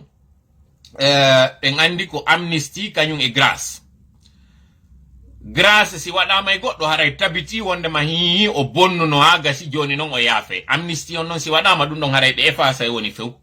ɗon andi noon mi yewtunon e sahi mi inni monsieur Bawuri ɓe sitano e on coup d'état ɗon mais fiyo Alpha Condé wawo tirude ɓe adda ɓe lagine gollinaɓe ko falano kon na amnistie o waɗannoɓe ko grâce o waɗannoɓe on grâce no gasa e nder wonɓe daruden men ɗo wawa e yaltinayde numéro ma article on grâce ɗon hande ɗo monsieur Bawuri no wawe nangitirede konko waɗuno on tuma kono wawatake sokirede fi konko waɗuno ɗo c'est à dire ka dossier maɓɓe sinara ɓe yawɓe landi hande kadi yo effacé few casier judiciaire maɓɓe on no tawa nder to wonde maɓɓe tawama ko ɓe impliqué e tentative de coup d'état kañum monsieur Bawuri madame Fatou Badiar pareil kamɓe kadi pour des questions de santé Alpha Condé grâce no ɓe yaltini ɓe joni noon innama cerveau on coup d'état on tuma ko kañum monsieur Bawuri ko ɗum wiya hande ko yewta e moƴƴa fi coup d'état ji wiyano on tuma hay e sitano on wiyeteɗo Diallo Sadakaji ɗum ɗon fof wolano Diallo Sadakaji no jindude lagine ton monsieur Bawuri no jindude lagine ton donc logique on ngari voudrait que surtout cour suprême on kaasino décision wiwɗon wondema ɓeɗo ɓe condamnama normalement gibi Alpha Condé ɓe duwanno accitede fi on faamu taw ha honto haysi konko mi woni o e wowlande ɗo fi le 27 on ado le 27 décembre taw ɓeɗo ko duwanoɓe accitede ono bay CNRD on ka ari ka laamu nyande be wanno libération prisonnier politique be men ko don inde mabbe duwano tawnede ono inde mabbe tawnaka nde nyande parce que CNRD on tum harna calcul politique on no wadde ko woni ko jurisprudence be on no wadde parce que no mi wiri on non ko ku wada ko non na coup d'état forcément wada ko coup contre le peuple woni ko wada on faamu e no yeso Alpha Condé bay ko kanko wonno tiru de ficelle ji din jabano ka kala wietebe soribe yaccite on tuma faamo non nabe do tungo woni soribe wonnobe der to wano kanyum AOB do coup d'état waduno wiano coup d'état wadi décembre 2 ma honno octobre 2020 be ngandi coup d'état waduno avant élection jidi wadno do be ni ko kindia o fokitino be ni mo tentative de coup d'état soribe nangano on tuma hibe nababe soka fewndo do ni soronkoni wobbe no soka sigiri wobbe no soka kindia ben soribe don fo tabitali wonde mako coup d'état digi be onno wadde haysi ko coup d'état be onno wadde finalement arbe ben kalamu kanyunti ko coup d'état wadi si jodi donc la logique voudrait que si tawi CNRD on ari kalamu ko yo yaltinor be do kanyun kadi parce que ko ben don nangira kon kambe be ari be wadi be réussisi donc en famille wano commandant Mamadou Alpha ko colonel Mamadou Alpha ko commandant Mamadou Alpha kanko tigi do ni problème mo tumira on sokira ko problème mbudi naaji jango hibbi ko mbudi woni ko innahi mo wujji donc en réalité si tawi be crime de sang wawama accitade o da tawdon kanyum ko crime économique o wadi mo hanuno accitede mais toujours ko compte goutte on nani o do ko wi en ko iyal wona den buganede ngonyo de ngal iyal don acciten tewngo aren non joni e ko hondum hando be libéré mois de décembre bay Alpha Condé joni en andi o yalti ka leydi mais adonun Alpha Condé yaltude ka leydi lagine hari ko kanko wonno e desude ko ombo accitede ko ombo accititaki famon taw on preuve do mojjano mi wiro non desuji ni e puisque non hari o accordanali beeda yo be yaltine be wayta no ke yaltinede décembre abiyata no ke yaltinede fewndo ka grâce on wadano fewndo ka tawno CNRD ari ka laamu mois de décembre hanno kadi be yaltine ko parce que déjà be gayni reconstitue de RPG o l'aile dur et der système on na RPG tum wombe ben ka PIP wombe ben ka RPG e wombe ben kadi ka opposition y compris wobbe go ka système tawbe ko IFDG be woni wobbe non inay ko accusation grave mi one wadde do tola na hawjo ndemi do jodo ka derol do mi yewtaw goddum haray ko gotal e piiji didi me yeyi ha men tefi tabitani men luttike hendagol preuve ji din se me wowla me meden andi men henduto di ma me yeyi ha men jodike hore preuve ji din di juude amen do si me wowla donc fami système won don fewno do jeyabe UFDG jeyabe UFR jeyabe parti politique de l'opposition ji din no e der o système wadu do o coup d'état do bay wadama jeyabe ido parti ji di mi woni no dia en tawa der ton système on taw mo Alpha Condé ari tay on dianobe tam PIP jeyanobe tan gibi haye ado PIP tawbe hande be nawyi bengino tawa e bembe Alpha Condé gollide mudum mi wolata fi mabbe mi juutina parce que vidéo on juutay tum ko beedo fu hawtondiri non hande kadi bay gayni non irude dadi aroy innoy colonel Lay Mamadi wonde ma wawata accitude beedo fewno do parce que da andi ko fokkintin den kon tuma jama on fuddo yaltoyde kon partager mo yaw parti do jama ma dawnde no yaltoya contesto yama ko yen bonnu piwon gotun acce moƴƴoy koy fi nyande bonnoyde yen waawu gollitiroyde dum do ko dum do wonno ko yewtano on tuma ide ngandi mi yetike on kanyun debbo ministre jong sumaji on maître suma no tawa e din waddi ha o itta si do fala non yiltite ndaron colonel Lay Mamadi wanno tourner nyande go mo immino ay ka RTG o yidi e gollo ben ka RTG mais o immi kadi o yehi ka affaire étrangère won don takko ka RTG o yewno kadi o yaadi kanyum kadi e debbo ministre jong maître yari nde nyande si do manditi be wadi dino video o inni wonde may mo jonni soutien CNRD on fu e kanyum on debbo don mi do tawano e ben yiwnobe on discours makko don de nyande wi c'est parce que debbo on fokitani den yora ko ebe tawoɓe haray système o ngino tiiɗi ɓuri mo donc o wataɓe yahande min nde ñande colonel Lay Mamadi waɗi acte noble et acte courageux yawgol jonnamo assurance wondema qu'elle bénéficie de leur soutien. Mais c'est sans savoir que wondema système on était plus fort. Nde ñande ɓay colonel Lay Mamadi seedi on debbo ɗon jango muɗum ɓe waɗoyno rencontre ɓe yettimo ɓe inni so faalaka laamu makko ngu yengu écourte yo wallin ɗum no par ce que kon ɗum debbo on kañum faalano kanko ko crime de sang on wonno hikkinde yeeso e dossier 28 septembre o kanko na crime économique yiɗin kanko himmimo kañum debbo on maître yaari garde so itta ɗo donc faame kum parti un ɗo kanko debbo on ari no tawano e ɗinɗi o landi wondema yo ɓeeɗo accite peut-être non debbo on ari e fennoyammi mais an natanda yo yalto ara o fennoyamen ko woni ɗo mi lanci défi on ɗo wondema kanko debbo on ministre jon si tawi yo yalto yeto jama on kon ɗum wanno bisbi on entre makko e CNRD on ha o décide o démissionné onon ko yiwɗon ko courrier makko goto nanuɗo yewtere makko goto ka wiɗon wondema membre ɓe gouvernement ɓen hiɓe duwa wadde déclaration de bien onon ko ɗum ɗo yiwɗon janguɗon o courrier kadi mo yiwɗon mo naɓani kañum colonel Amara o inni colonel Amara na kañum duwa nodditude magistrat ɓe men ko ɗum ɗon kadi yiwɗon kono kuude filji ɗi ɓe naɓi ɗiɗin mi précisa ɗo no min e debbo me yewtali ko wonɓe ka nder système nder to woni ande par ce que kono moni précisirde ɗum ɗo ko wota ɓe sikku ko kañum debbo on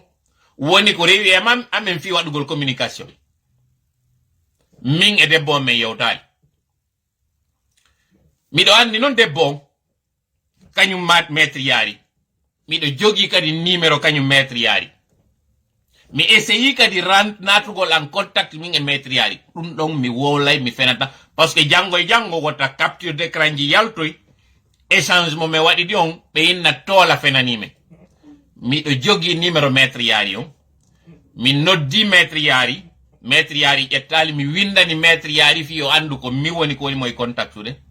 ɓay o andoy ko min o répondoy mi message wonɗo très simple très court wondema mo yalti pet pour le moment elle décide de ne pas parler aux médias et que les gens doivent l'accepter ko ɗum wonno message ko waddi kon mais puisque équipe tola on ina wonɗo concerné on to wata contactude meɗen mari kañum kadi laawi goɗi mi rewra toon fi humpitagol ko ɗum waɗi simi inni si tawi komi woni e yewde ɗo kon na gonga yo kañum debbo maître yaari yo yalto o wiya na gonga wondema o waɗano suggestion yoɓe accitu AOB yoɓe accitu Jean-Guy Lavogui yoɓe waɗanɓe grâce en fin d'année yo yalto o démentisa wondema o wiyano kanko priorité makko on ko crime de sanji ɗin haray yo yalto kañum maître yaari suɓa o wiya wondema na ɗum woni ko waddi ɓe o wowla noon ko waddimo kon e CNRD o haray mi lanci on ɗon défi mi lansa kadi défi CNRD o mi waɗa ɗo noon pause gokkunni ɗon andite sahi mi lansuno ɗo défi e CNRD minni si ɓe wowlali hôpital mo Alpha Condé yehi ñawdagol on e muɗum ɓe yaltinana en bilan santé ko yehi o waɗoyi kon miɗo jonni ɓe ari 3 semaines si tawi ɗin 3 semaines je minni si ɗi timmi mi hollay ko mbuuɗi o yahani ton mi wola inde banque on mo yehi e mum on yaltina hay e in numéro compte bancaire mo yehi e muɗum on n'est pas passé à l'action fiyon ɗum on yi o article mo Jeune Afrique publie kaɓe wowli inde hôpital mo Alpha Condé mo fiyon ɗum ɓe waɗiri ɗum ɓe tawno no hersinaniɓe kaɓe rewra e média lokoji ɗin ko média français on ɓe yawnoɓe yiidoy e mum ɓe yeeti kañum Jeune Afrique par ce que ɓe gollidude Alpha Condé no gollidude Jeune Afrique ɗon andi François Soudan ɓe yeeti Jeune Afrique yo waɗanɓe on communication fiyon ɗum par ce que ɓe andi si toola wowli ɓe andi haray ko woni toola woni wolde kon ko gonga ɗum ko goo ɓe andi kadi toola siɓi o yaltino e kañum kadi donc on n'est pas passé à l'acte parce que ɓe waɗi partiellement ko ɓe landiɓe kon mais toujours est-il que on hôpital mo ɓe woni wolde ɗon fi mum on tunini tun inde on hôpital parce que men noddi e on hôpital ɗon on s'est fait passer pour des membres de sa famille kañum Alpha Condé fi yewtidugol e Alpha Condé on hôpital ɗon ko ɓe inni Alpha Condé woɓe jogaki on patient jo à moins que de hara puisque ko prisonnier jo entre guillemets woni ko naada nder ton hara ɓe yeeti hôpital on wondema hôpital on wota wowlu fi makko yaye no gasa ka liste maɓɓe ton ma yaye min jonna o numéro téléphone hôpital on ɗo ko Cleveland ɗo wiyete ko hôpital Cleveland d'ailleurs hôpital on ko on hôpital kadi wonno États-Unis mo tawata on ko don Sékou Touré yawno mayoy ko on hôpital don non udditi branche no way sa wi do clinique Pasteur ide ngandi clinique Pasteur no wodi Sénégal no wodi la Guinée no wodi pays ji bus awon hôpital Cleveland don kanyum kadi mo Dubai ton kono e wi no do Dubai e ngandi dum non ko e nder Émirats Arabes Unis on ko nokkure ne tawata ko tourisme yimbe burata yawde wadde to jon non ko no chef d'état be go wadata compte bancaire ji be mari ton dim parce que be yaade hara récupérer gol be profita don no wonde be yida e médecin be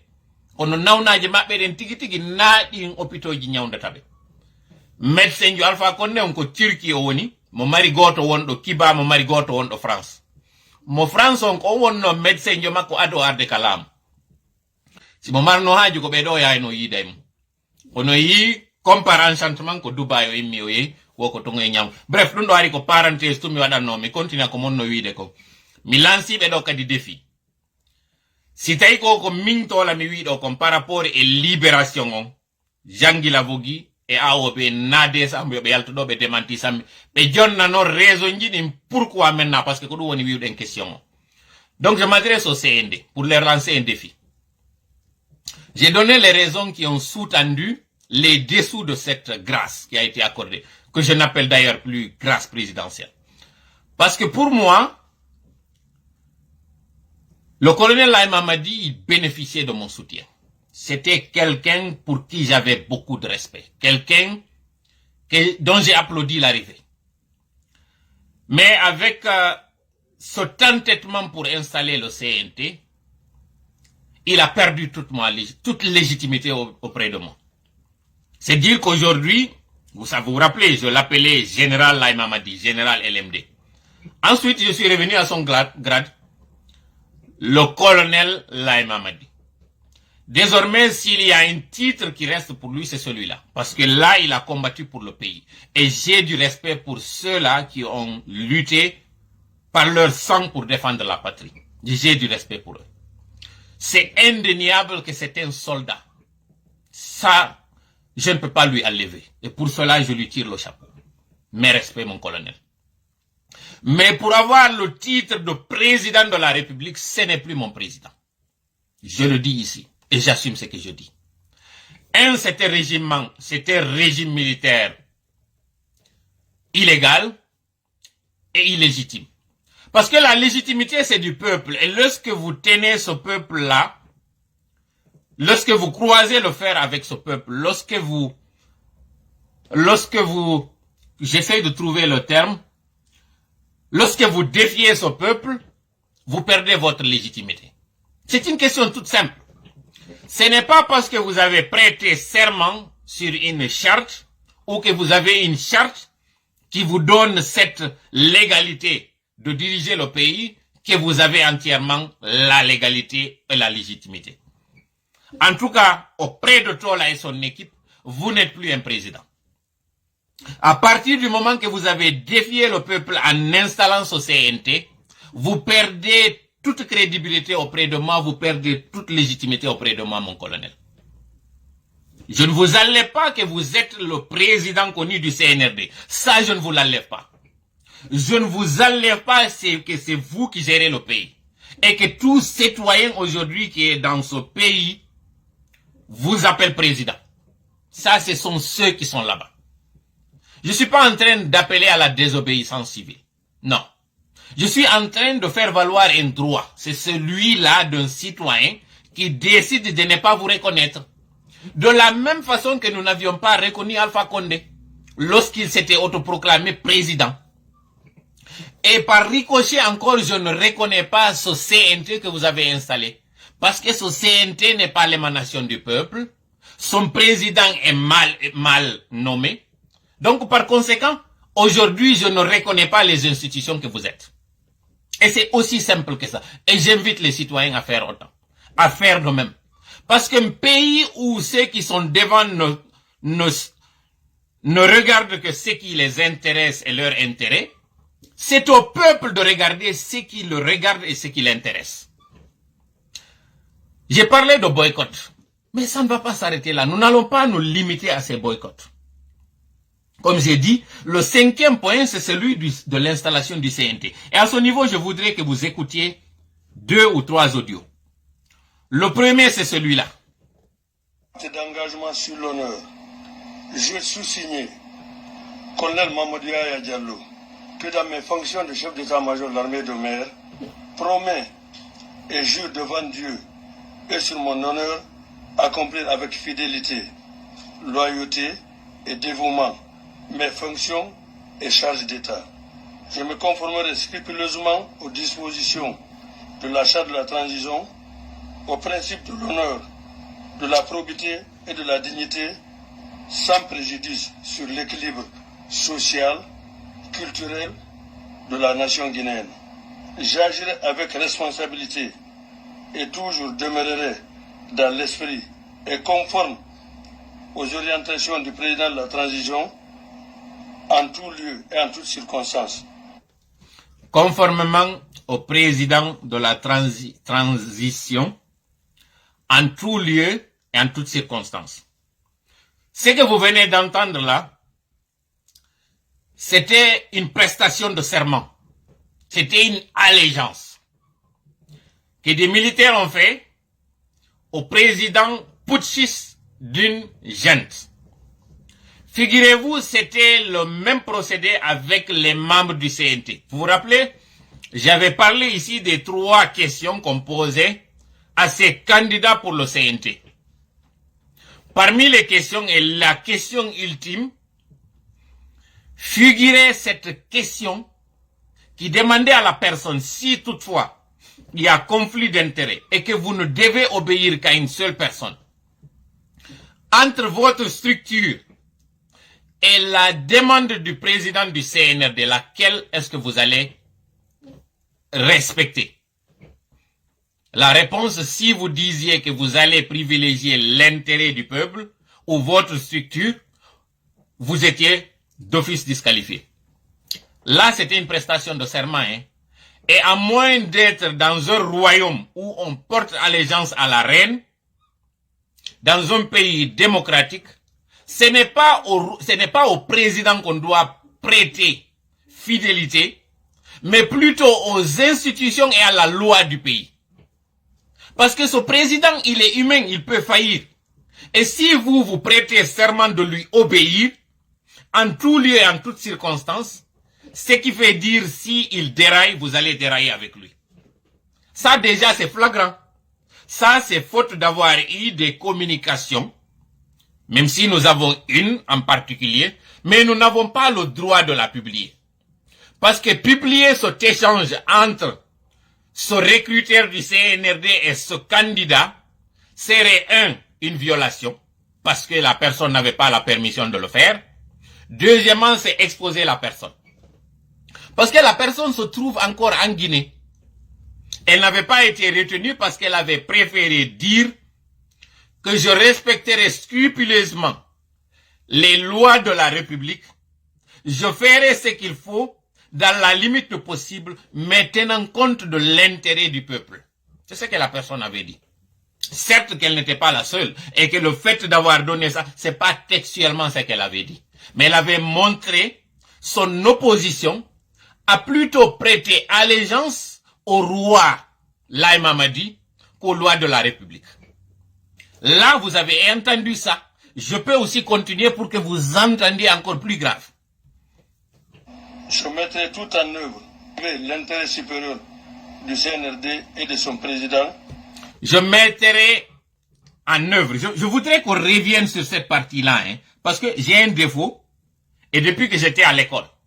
ce qui me valait de mauvaises notes lorsque j'étais en face d'un enseignant qui voulait que je lui retourne ce qu'il m'avait donné. C'est-à-dire, moi, c'est pas pour rien que j'avais choisi les sciences sociales. Moi et Bichet, nous sommes deux pôles complètement opposés. C'est-à-dire, moi, je n'obéis pas à ce que le texte dit, mais au contenu du texte. Je reviens encore sur ce que ce monsieur a dit. C'est un militaire. Écoutez ce qu'il a dit et jugez de vous-même. Et du peuple de Guinée. Je ferai montre de dévouement inconditionnel au président du CNRD. Attendez, excusez. Je vais faire un retour à ce niveau. Les orientations du président de la transition en tout lieu et en toutes circonstances. Je mettrai tout en œuvre avec l'intérêt supérieur du CNRD et de son président. L'intérêt supérieur du CNRD et de son président. Écoutez bien, hein? Il mettra tout en œuvre pour privilégier l'intérêt supérieur du CNRD et de son président. Qui de vous connaît aujourd'hui c'est qui le CNRD? Qui de vous connaît c'est qui le CNRD? Je vous pose cette question. Et s'il se trouve que ce CNRD, c'est encore Alpha Condé, ou une nébuleuse, ou des gens qui sont contre vous, votre intérêt, vous allez faire, vous allez obéir, vous allez mettre... Et ça, c'est l'armée. Hein? Le monsieur là, c'est l'armée. Je veux retourner au début pour que vous entendiez sa présentation, qui il est. Et j'ai fait exprès de le choisir lui. Hein. Écoutez ce qu'il a dit encore une fois. Colonel Mamadou Yaya Diallo, que dans mes fonctions de chef de... C'est colonel Mamadou Yaya Diallo. Et entendez ce qu'il a dit. Et je reviens encore. Je voudrais que vous écoutiez cette partie-là, vraiment, pour que vous sachiez quel est le CNT que nous avons aujourd'hui. Parce qu'aujourd'hui, j'ai été sidéré de voir que malgré nos mises en garde, ou malgré nos alertes, parce que c'est pas une mise en garde, l'ANAD et l'UFDG ont siégé. C'est ce qu'on me dit. J'attends la vérification. Mais on ne parle plus de siéger ou du président du CNT. Désormais, ce problème, il est reporté au calendrier grec. Pourquoi? Parce qu'on leur a miroité qu'ils vont augmenter le nombre des conseillers du CNT. De 81 qu'ils iraient à 114, qui est le nombre des députés. 38 pour les préfectures et les communes, plus 76 si je ne m'abuse. Ça, c'est le nombre, les 114. Donc, avec la manipulation des médias, ils ont mis dans la tête de l'opposition, l'ANAD en particulier, venez siéger, parce que leur but, c'est de faire siéger tout le monde afin que la session démarre. Parce que leur souci, c'est qu'il y ait boycott. Et puisque l'UFDG et l'ANAD, je m'adresse à ces deux-là, ont préféré aller siéger malgré tout, c'est une victoire pour le CNRD, mais c'est une victoire du CNRD sur l'UFDG et l'ANAD, pas sur le peuple. Parce qu'à date là, rappelez-vous qu'Alpha Condé avait fait pareil. En 2020, en avril, le 17 avril, Alpha Condé avait convoqué l'Assemblée nationale mal élue. Et le 21 avril, ils ont fait leur session inaugurale. Cela n'a pas empêché que nous, on mène la lutte. On n'a pas reconnu les institutions Alpha Condé et son assemblée. On les a combattus, finalement ils sont tombés. Donc à ceux-là qui pensent que le CNRD a gagné son pari, que le bras de fer leur a été favorable, détrompez-vous.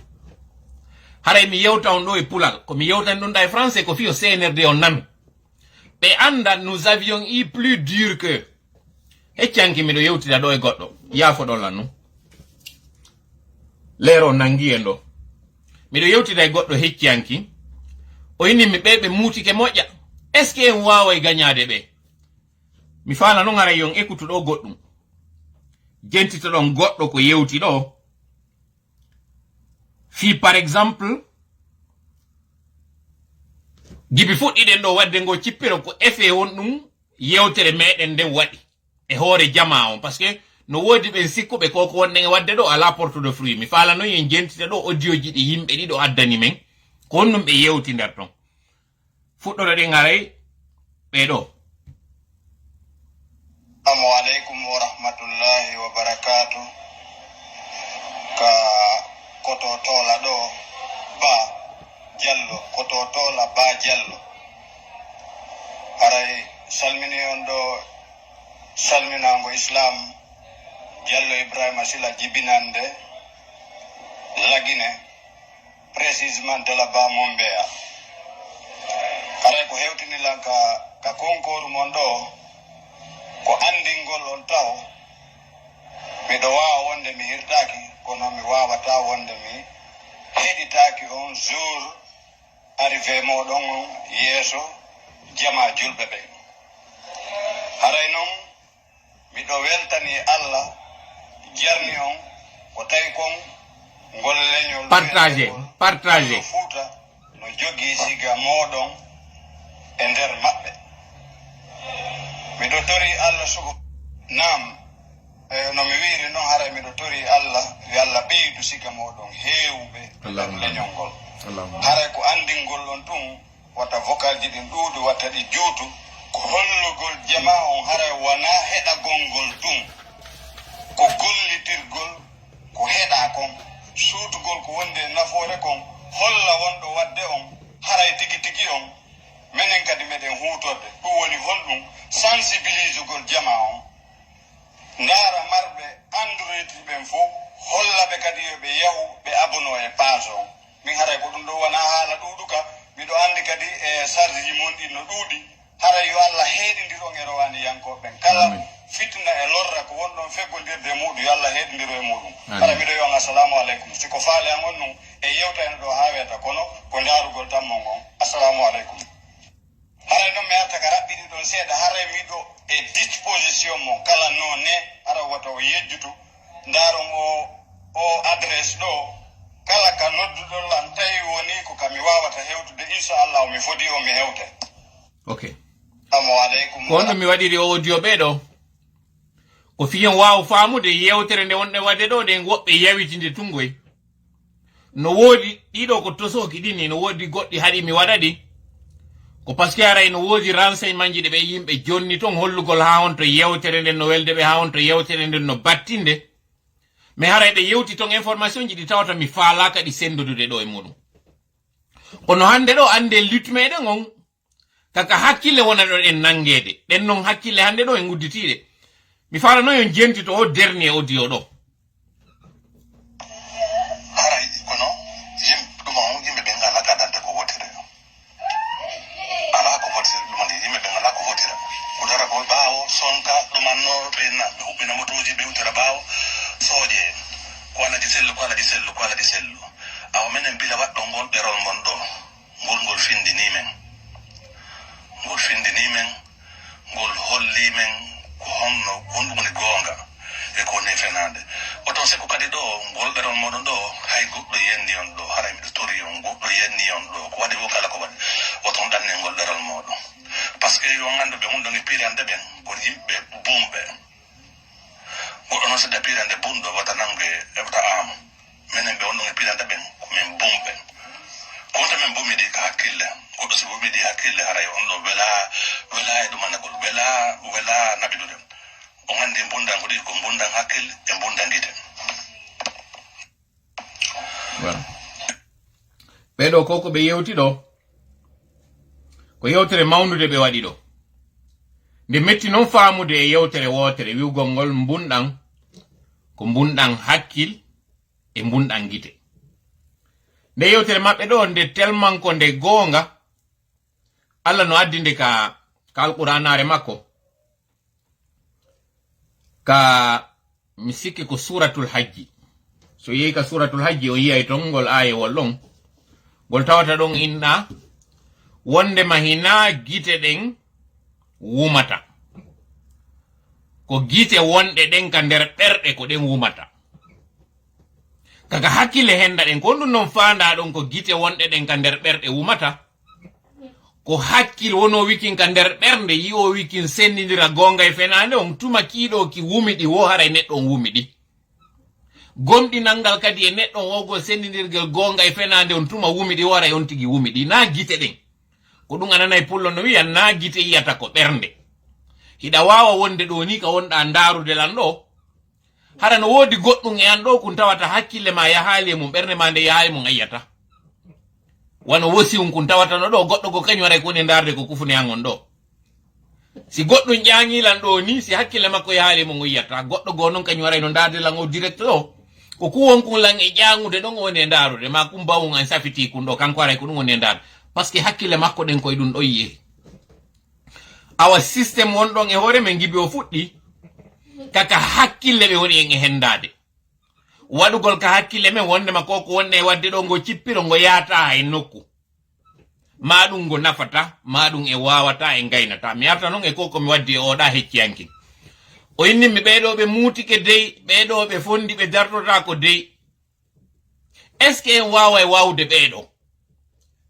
mi jaabimo komi woni on e jabade ɗo kom par ce que miɗo andi o question ɗo on buyɗon marimo wondema CNRD on ɓe wawi par ce que ɓe joƴƴini CNT on ɗo minnimo koko CNRD woni en e wadde ɗo no waywa goɗɗo haray mo jogi otowal 4x4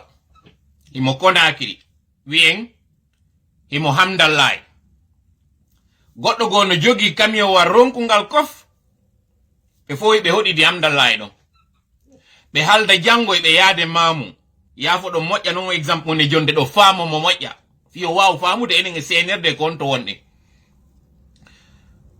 ɓe halda jango ɓe yaha e mamu koye ɓe geru non hewtoygol maɓɓe mamu on ma daraba ma pita ko jango kiikiɗe koye ɓe fokkitu bimbi ɓe hewtoya ton ono jogiiɗo ngi camion wi bonu ngiɗa kanko ɓay mo andi oto makko o moƴƴa ɓe haldi fokkite bimbi kanko o fokkita jemma ɗo ɓe gayna yewtere nden tun o fokkita wonduɗo e makko on iwtoya geeƴe tun landoyo fi makko ɓeyna kaari fokkiti oy nayi kaari fokkiti oy nayi ona oke ɓay tun o fokkiti men halduno ko menen jokkodirta mo andi oto makko on ala pine secours so muutike ha ko ha kagwele woni yaade o feƴƴoyta ɗum on andi o waɗi ɗum ka hakkil makko ɗum ko enen peuple o wiyen moodi ɓeɗo ko soyiɓe ni ɓayno ɓe ardiri ɗo ni en haldi ko ni yareten kamɓe noon ɓe profiti ɓe waɗi goɗɗum go wiyen ɓe mutotako wetoya noon bimbi tun ka wallu a humpitoɗe wondema ɓe hewti kindiya mo innuno ɗen feƴƴata kagwele si o wakkilike ha ko hakkoya woni yaade nanen o hewtoya kindiya ko ɗum garata ka hakkille men ɓoyeten en heɓay surprise taw ko tawi kongo wawi hewtoyde ɗon o panali waɗen kadi ka hakkille men darugol on distance ɗon wiyen sen fokkitiɗo e wata hewtoyade oɗo ɗo hewtoyde mamu ko ɗum ɗon waɗata ka hakkil mako kaka hoore woni mais ko wonɗa yeggitude on ɗon ko fokkitiri law ko pasque himo andi oto makko o moƴƴa ko fiisingal fuɗɗoyke panude o fuɗɗo heɓidade law ko ɗum waɗi ko ɓenta kon e pulal mono andi hirande mum ko ɗeɗɗede yo alansara heewu tun o fuɗɗo woɗude dande ko ɗum woni ko CNRD waɗi ko ko andugol maɓɓe cippira ngon satta e waɗi si ɓe accéléri ko ɓe woni wadde ko hiɓe andi kono ɓe retardini wo ɓoggol ngol tiɗiri e maɓɓe ɓe accéléri noon wandi mi yewti noon ɗo ñande go minni ça va vite andon taw noon o décret waɗugol ngol nooma CNT on ina on weekend on duwano yaltude mi yettinoke on ko weekend après on duwano waɗede mais yiwgol maɓɓe anda men andi men furñitayɗe ɓe woni wadde ɗi ɓe accéléri kisa ko ɗum woni ko ɓeeɗa waɗi mi arta noon exemple on anno jogiiɗo ngal katkatwal ɗon hiɗa mari piiji ɗiɗi ndarugol ma inna ok ɓay ɓe hewti ɗon hay simi tampinali hoore am ɓe hay ɓe hewtoya waɗa ɗum ɗon ka hakkil ma hay oto makko on paanoyi ɓay tun a fokkitali o ɗaɓɓay dépanowo mo o yaha o hewtoya kono deuxiéme option mo marɗa on ko wiwgol ngal otowal an no moƴƴi kangal korowal wawi fumpude ɗe gayɗe ɗo entre koya kindiya ha ɗo ni ɓe hewtoyi ɓe dogi jemma on fof ɓe ɗanaki ɓe ronkali min ɗo miɗo ɗani miɗo gonti miɗo ñaami mi yawi mi waɗa karbira moƴƴa mi fokkita jemma on niɓɓita sakko mi hula miɗo fotti e goɗɗo mi fokkitay ɗo joni ɗo yo wiyede hewtoyi lensa ngare mi hewtike mo sa waɗi ɗum ka hakkil ma fokkitugol maɗa oto mangal ɓay no moƴƴi ara joni hewtoɗamo feƴƴitoyɗamo jaka noon oɗa ka nannoɗa inde hewti kindiya ko waɗi si o dari kindiya ɗon ha anduɗamo ɗon ko par ce que justement pinere makko nden nde panuno ma karbila lannirnomo ma ɓay oto wingi ko korowi nebban hino pocco poronnade sengoɗa fo sengoɗa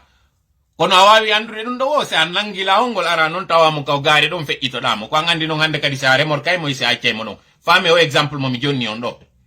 ɗum ɗon no wawi gasude wo si a fokkituno a darali ko feƴƴitima ko daruɗa ko duwaɗa wadde kon tout ça ko on ɗo mi faala on wolande CNRD on kaka hakkilɓe faala en tappirde ɓe faminande en kamɓe ɓe hula ɓe faminande en kamɓe ɓe wawi dartade en andite noon alpha kadi ko ɗum wanno o dartinoy o sikki kanko tun mo wawi waɗude ɗum ɗo certes que contexte on na goto par ce que fewndo ɗo ni lagine e maali no fondi jondidiray juuɗe maali kadi no andi wondema Russie Chine et Turquie no ɓawo maɓɓe c'est pas grave mi ala yewtude yewtere nden ɗon na ɓen ɗon d'ailleurs mapinimmi ko lagine noon faami hande ka wonɗen ɗo déjà ɓe arɓe taw caisse ji ɗin ko vide ɗum ɗon na mi wowli ko wiyete ɗon tigi Koulibaly ko kanko tigi wowli Sadiba Koulibaly kanko ti wi ɓe tawali mbuɗi ka caisse ça c'est un ɓe communique nayi on ɗo goye ɓeyna FMI on débloque ni en mbuɗi 150 millions mi sikki ande leydi lagine ndin konko wonɗo e nande ɗon haala ɗin 150 millions ji konko duwa ɗen tum fewno ɗo ni ñawli ɗen ko ñawli ɗen kon sur le plan international mbuɗi fonctionnaire ɓe ko ñawla e dette national on tigi intérieur on compagnie ji ko ñawla wonɓe waɗude goudron je wonɓe wadde laptaniji fonctionnaire ɓe ko yoɓete ɗum ɗon tun taw on anda on ardoise ɗon on anda ko procès ji jel c'est pas pour rien ko crié fon ɗo ko on crime économique fokkitani ko parce que ɓe alani ni mbuɗi hande ɗo si en ɓiƴiɓe ɗo ka wonɗen e yaade ɗo en ande wiuno alpha ko 3 4 mois ɓe ɗo ko hay 1 mois yata si en applique ko mi woni on e wolande ɗo kon parce que c'est bien beau dénoncugol c'est bien beau yetagol on contre leydi fewndi mais c'est bien beau yon faamu valeur moɗon on andon gogo naɓe seren cd naɓe seren on nani communiqué mo porte parole président son waɗi colonel Ammara wondema Laye Mamadi il est populaire goɗɗo non ko ɓe inata e pulal ko hutiɗo ko defata futata si tawno tun o andi ɓe perdali popularité hewtano ka ɓe yahaka juulirde bambe to deuxièmement si ɓe andi ɓe perdano popularité hewta ha ɓe wiya kamɓe ko ɓe populaire ko andugol maɓɓe wondema ko ɓe naɓe seren waɗi si ɓe yalti ɓe woli ɗum en on yi président CNT on complément ɓorni on o yi leppiru ndu o waɗi ndu leppiru ɗon kañum kadi ko dragugol fulɓe ɓen o woni mi ara on terrain ɗon par ce que ko ɗum woni e wadde on manipulation min kadi mi waɗa bee mi yaltina je vais faire bee et dire ce que vous êtes en train de cacher toujours manipulation on ɗon andi ka ɓe ari ɓe ƴetti laamu ngun hewta mi yiltito ko geste ji on ɗum ɓe waɗani sengo ɓe inni ɓen aray ko ɓe wonno opprimé mais après ɗum ko ɓe changeoyno veste maɓɓe on ɗon eɗe andi kon ɗum waɗoy iɗen andi kadi ɓen ɓe ƴetti ɓe inni ko ɓe ƴetti ka opposition wano kañum honorable Ousmane Gawal e kala ɓen nandituɓe ɗum yimɓe ɓe yiya ɓen ɗon inna ye on yii ko ɓe ƴettiri ɓe ɗo ko fime ɓe woni e waɗirde toujours enen pullon hiɗe woni sensible si goɗɗo ari inni hiɗa laba hooloɗa ɗum hande kadi yeggita hiɗa wawi kanude ma ko a kanuɗo goɗɗo ari inni an hiɗa mari hakkil onon iɗon joƴi ɗon mari kaalisi ɗon ɗuuɗi ko ɗiɓe woni en e hendorde min miɗo hutiti ko ɓe innata pulloy no joƴi ma no mari hakkil par ce que an hiɗa mari hakkil kono kin hakkil ma ɗon dandalima jawdi maɗa ndin hiɗa mari hakkil kono kin hakkil ma ɗon dandalima wonkikin ɗa mari hakkil kono kin hakkil ma ɗon hewtinalima ka falɗa ɗon ɗa mari jawdi kono ndin jawdi maɗa ɗon jonnalima teddunga ɗa mari jawdi kono ndin jawdi maɗa ɗon haɗali suuduma liɓede ɗa mari jawdi kono ndin jawdi maɗi ɗon waɗali an wona goɗɗo huleteɗo haray ko honno ndin jawdi ma ndin ngari ma e ko ɗuɗuɗa kon nafu ma komi ɓuri famude kon e o aduna tuma goɗɗo manuma o andu ko goɗɗum o faala juuɗe ma tuma goɗɗo ari wowlanma haala welowoma ka noppi wo andu ka moƴƴanoytama ka wonki ko on aro o yewtama ɗin mettuɗima wowlanoma ellaji maɗa ɗin ko woni giɗo maɗa o famende yewtere ɗo moƴƴa donc ndu compleru leppindi o waɗi ɗo simo faala ara o hendoto o pikka e kufune makko on simo faala waɗa e paɗe leppi dans ça tu es mal barré. Je suis en train de te dire, je m'adresse à toi encore une fois, cette manipulation, elle a cessé à partir du moment où on a fait cet éveil de conscience. Quand on a su, la chance que nous avons cette fois-ci, c'est qu'on a su très tôt les manœuvres que vous êtes en train de faire, heureusement. Et nous avons pu vous infiltrer très tôt pour connaître l'ampleur et la finalité de vos démarches. Si vous voulez, vous allez prêter serment sur tous les livres saints. C'est votre affaire. Vous pouvez le faire. Pour nous, une chose reste simple. C'est une question de logique. Vous n'avez pas à prêter serment sur un Coran et nous promettre la lune et le soleil lorsque déjà sur une contestation vous concernant, vous êtes prêt à défier le peuple. C'est aussi simple que ça. C'est-à-dire que moi, à votre place, je trouve que je suis contesté pour montrer ma bonne foi, puisque je ne suis pas le seul Guinéen capable, je me démets ou je me remets. C'est l'une des deux choses. Le simple fait d'insister, de vous cramponner sur le choix, montre que vous avez une intention cachée. Montre que vous avez un agenda caché. Montre à quel point vous êtes déterminé à aller vaille que vaille. Alpha Condé avait fait la même chose. Lorsqu'il avait voulu changer la constitution, sous prétexte que c'est pour introduire de nouvelles lois, lorsqu'il y a eu contestation et manifestation, s'il n'avait pas une autre idée derrière, un agenda caché, une intention inavouée, il allait reculer. Malheureusement pour vous et heureusement pour nous, tous les malfaiteurs ont les mêmes comportements. Ils se font avoir malgré leur effort pour cacher la réalité. Ils ont toujours quelque chose en commun. C'est qu'ils font le tout pour le tout et c'est des kamikazes. C'est-à-dire que lorsque vous savez que vous n'avez pas le choix que d'aller malgré tout, ça prouve que vous avez quelque chose à vous reprocher. Sinon, c'était simple. Si vous étiez de bonne foi, et que cette fois-ci, on doit vous juger à l'œuvre, et c'est justement ce que nous sommes en train de faire. Nous vous jugeons à l'acte et à l'œuvre, et nous trouvons que c'est qu'à partir de ces deux-là, le fait de vous entêter prouve à suffisance que vous avez des idées derrière. Pour nous, c'est suffisant. Donc, encore une fois, je dis, en un mot comme en mille, vous êtes démasqués et vous allez subir les rigueurs du peuple. C'est une déclaration ouverte d'affrontement et de confrontation. Je vous souhaite bonne chance. J'ai pour habitude, quand je souhaite bonne chance à une personne, ça lui porte autre chose que la chance. Donc, Jama, femme do, kono woni anda valeur moɗon on fewno ɗo. Kono woni anda ha honto, ko wonɗon e wadde ɗo kon mari batte.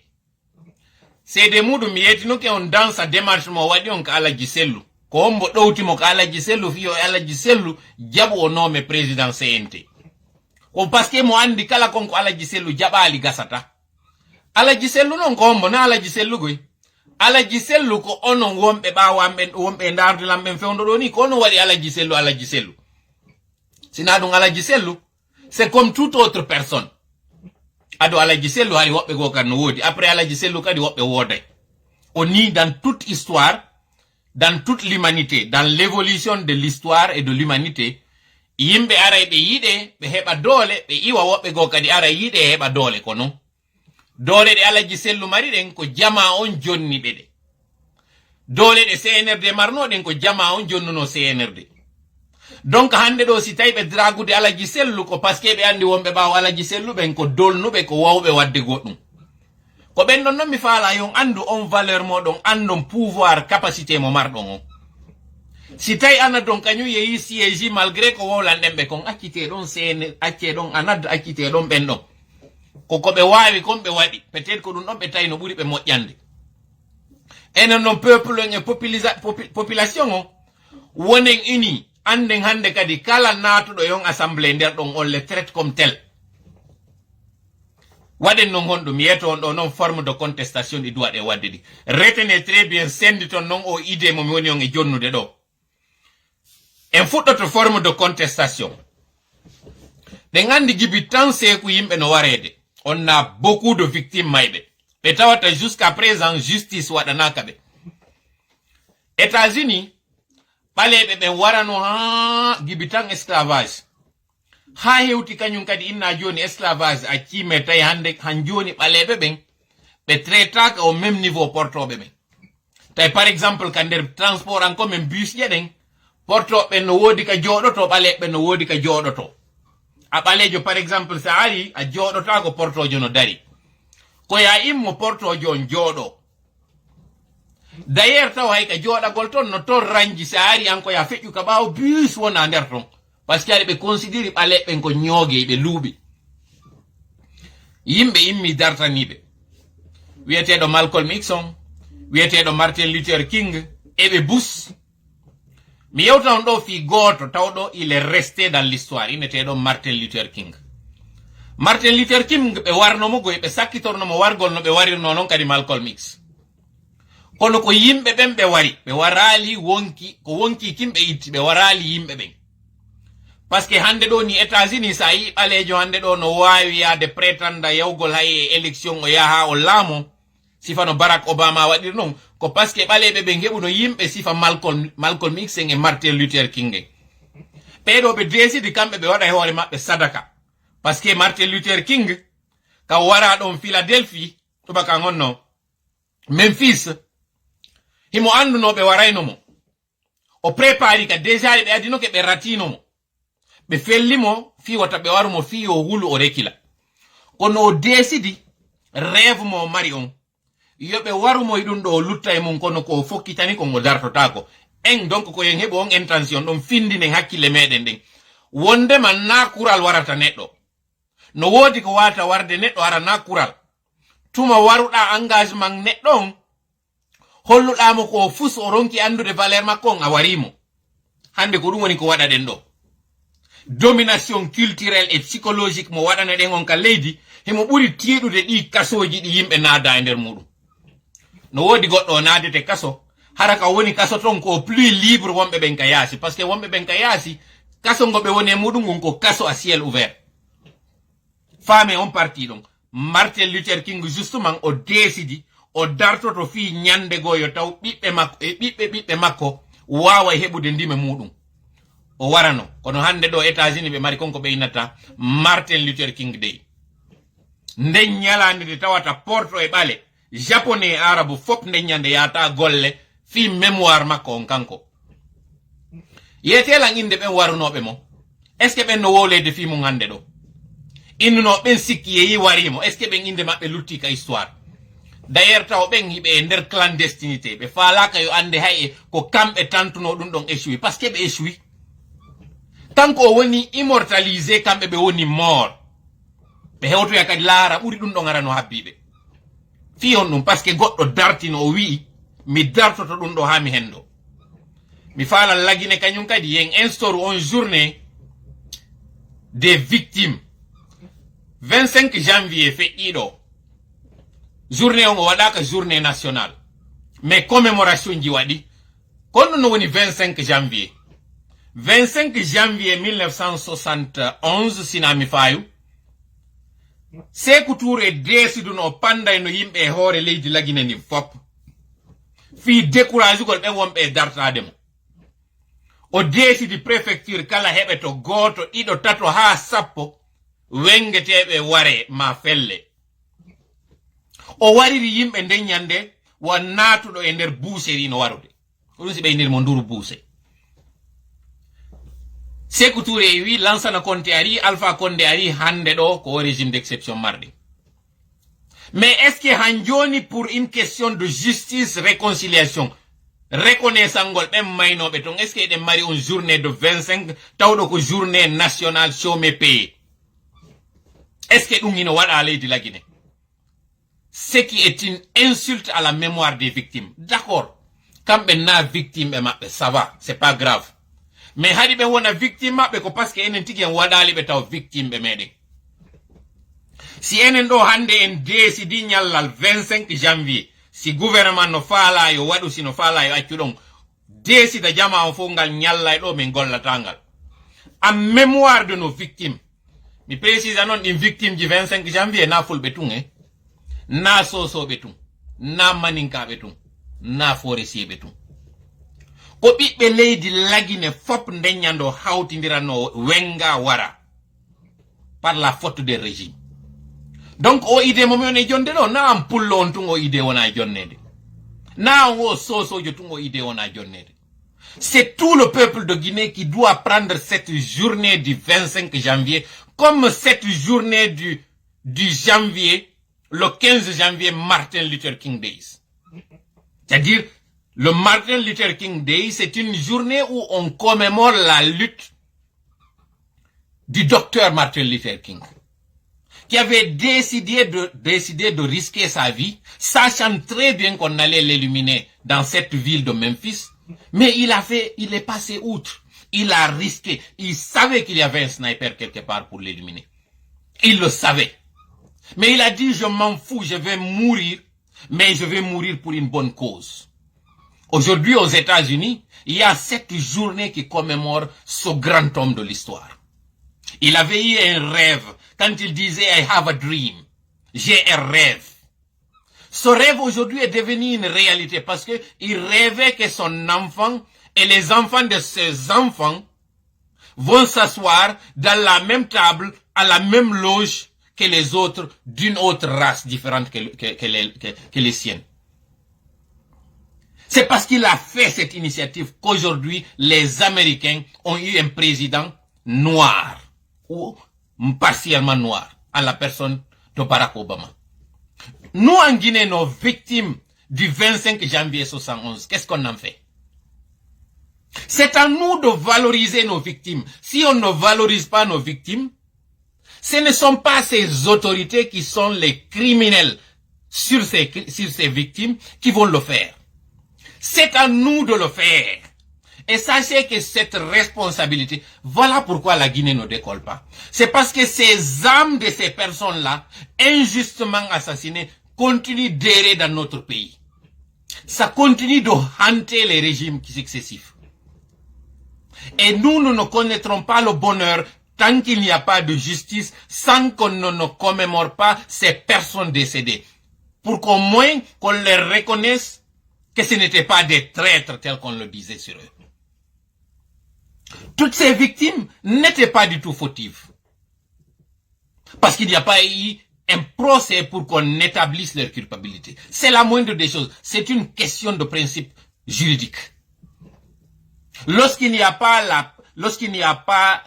la confirmation de culpabilité, la logique voudrait qu'il y ait la présomption d'innocence. Donc ce sont des innocents jusqu'à preuve du contraire. Et par conséquent, on ne peut pas les traiter de traîtres. Et ils sont de tous les bords, ils sont de toutes les ethnies.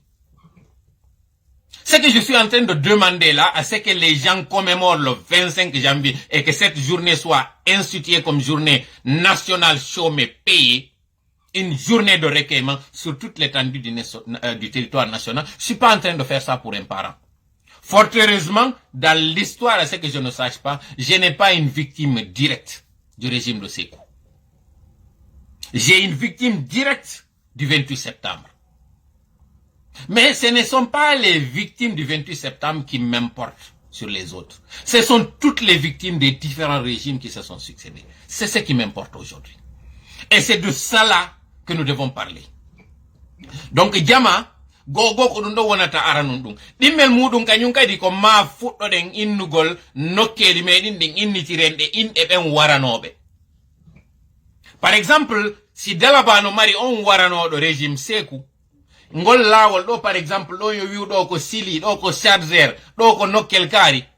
nokkure quartier innitire goɗɗo fi maɓɓe yo luttu. Parce que ɗi régime ji wonɗi arde ɗo ko ɗi décide ɗi effaçayi kala ko wiyete seede mande wondema yimɓe warano tan Sékou. Kamboaro yi inde nden sanzama.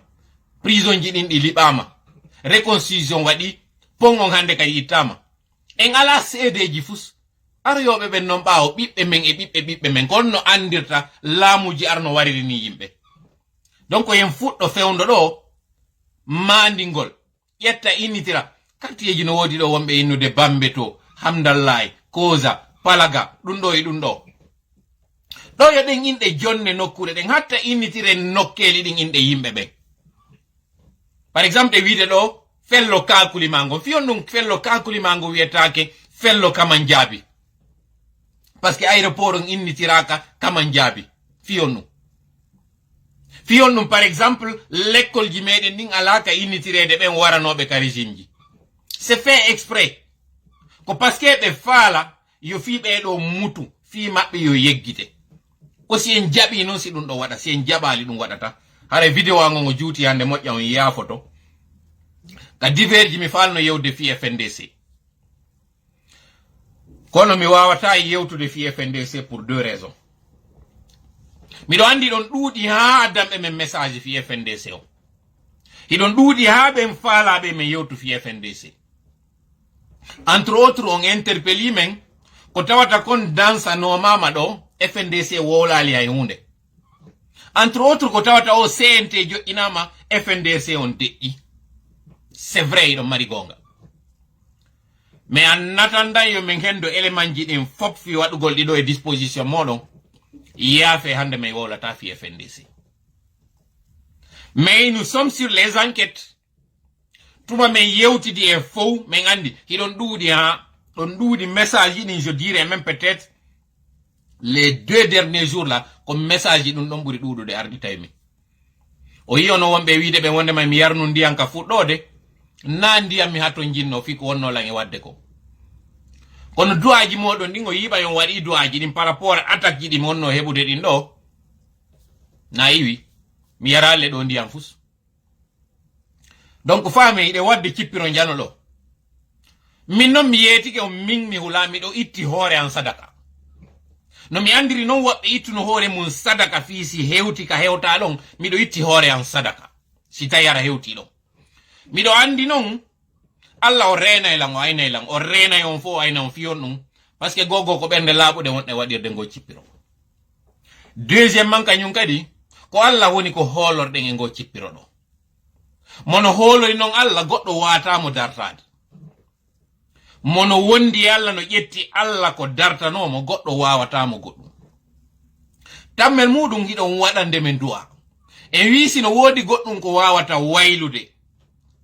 ngurdam goɗɗo itta ko moƴƴi ko watta ko boni ko nde yitere bonde darore onti justement noon ko gite njelu wallan e darude fewndo ɗo ko gite njelu ndaari mi gibi mi ay mi jooɗi yeeso moɗon ɗo ɗe gite ɗo fof na moƴƴere ɗe wallan e darude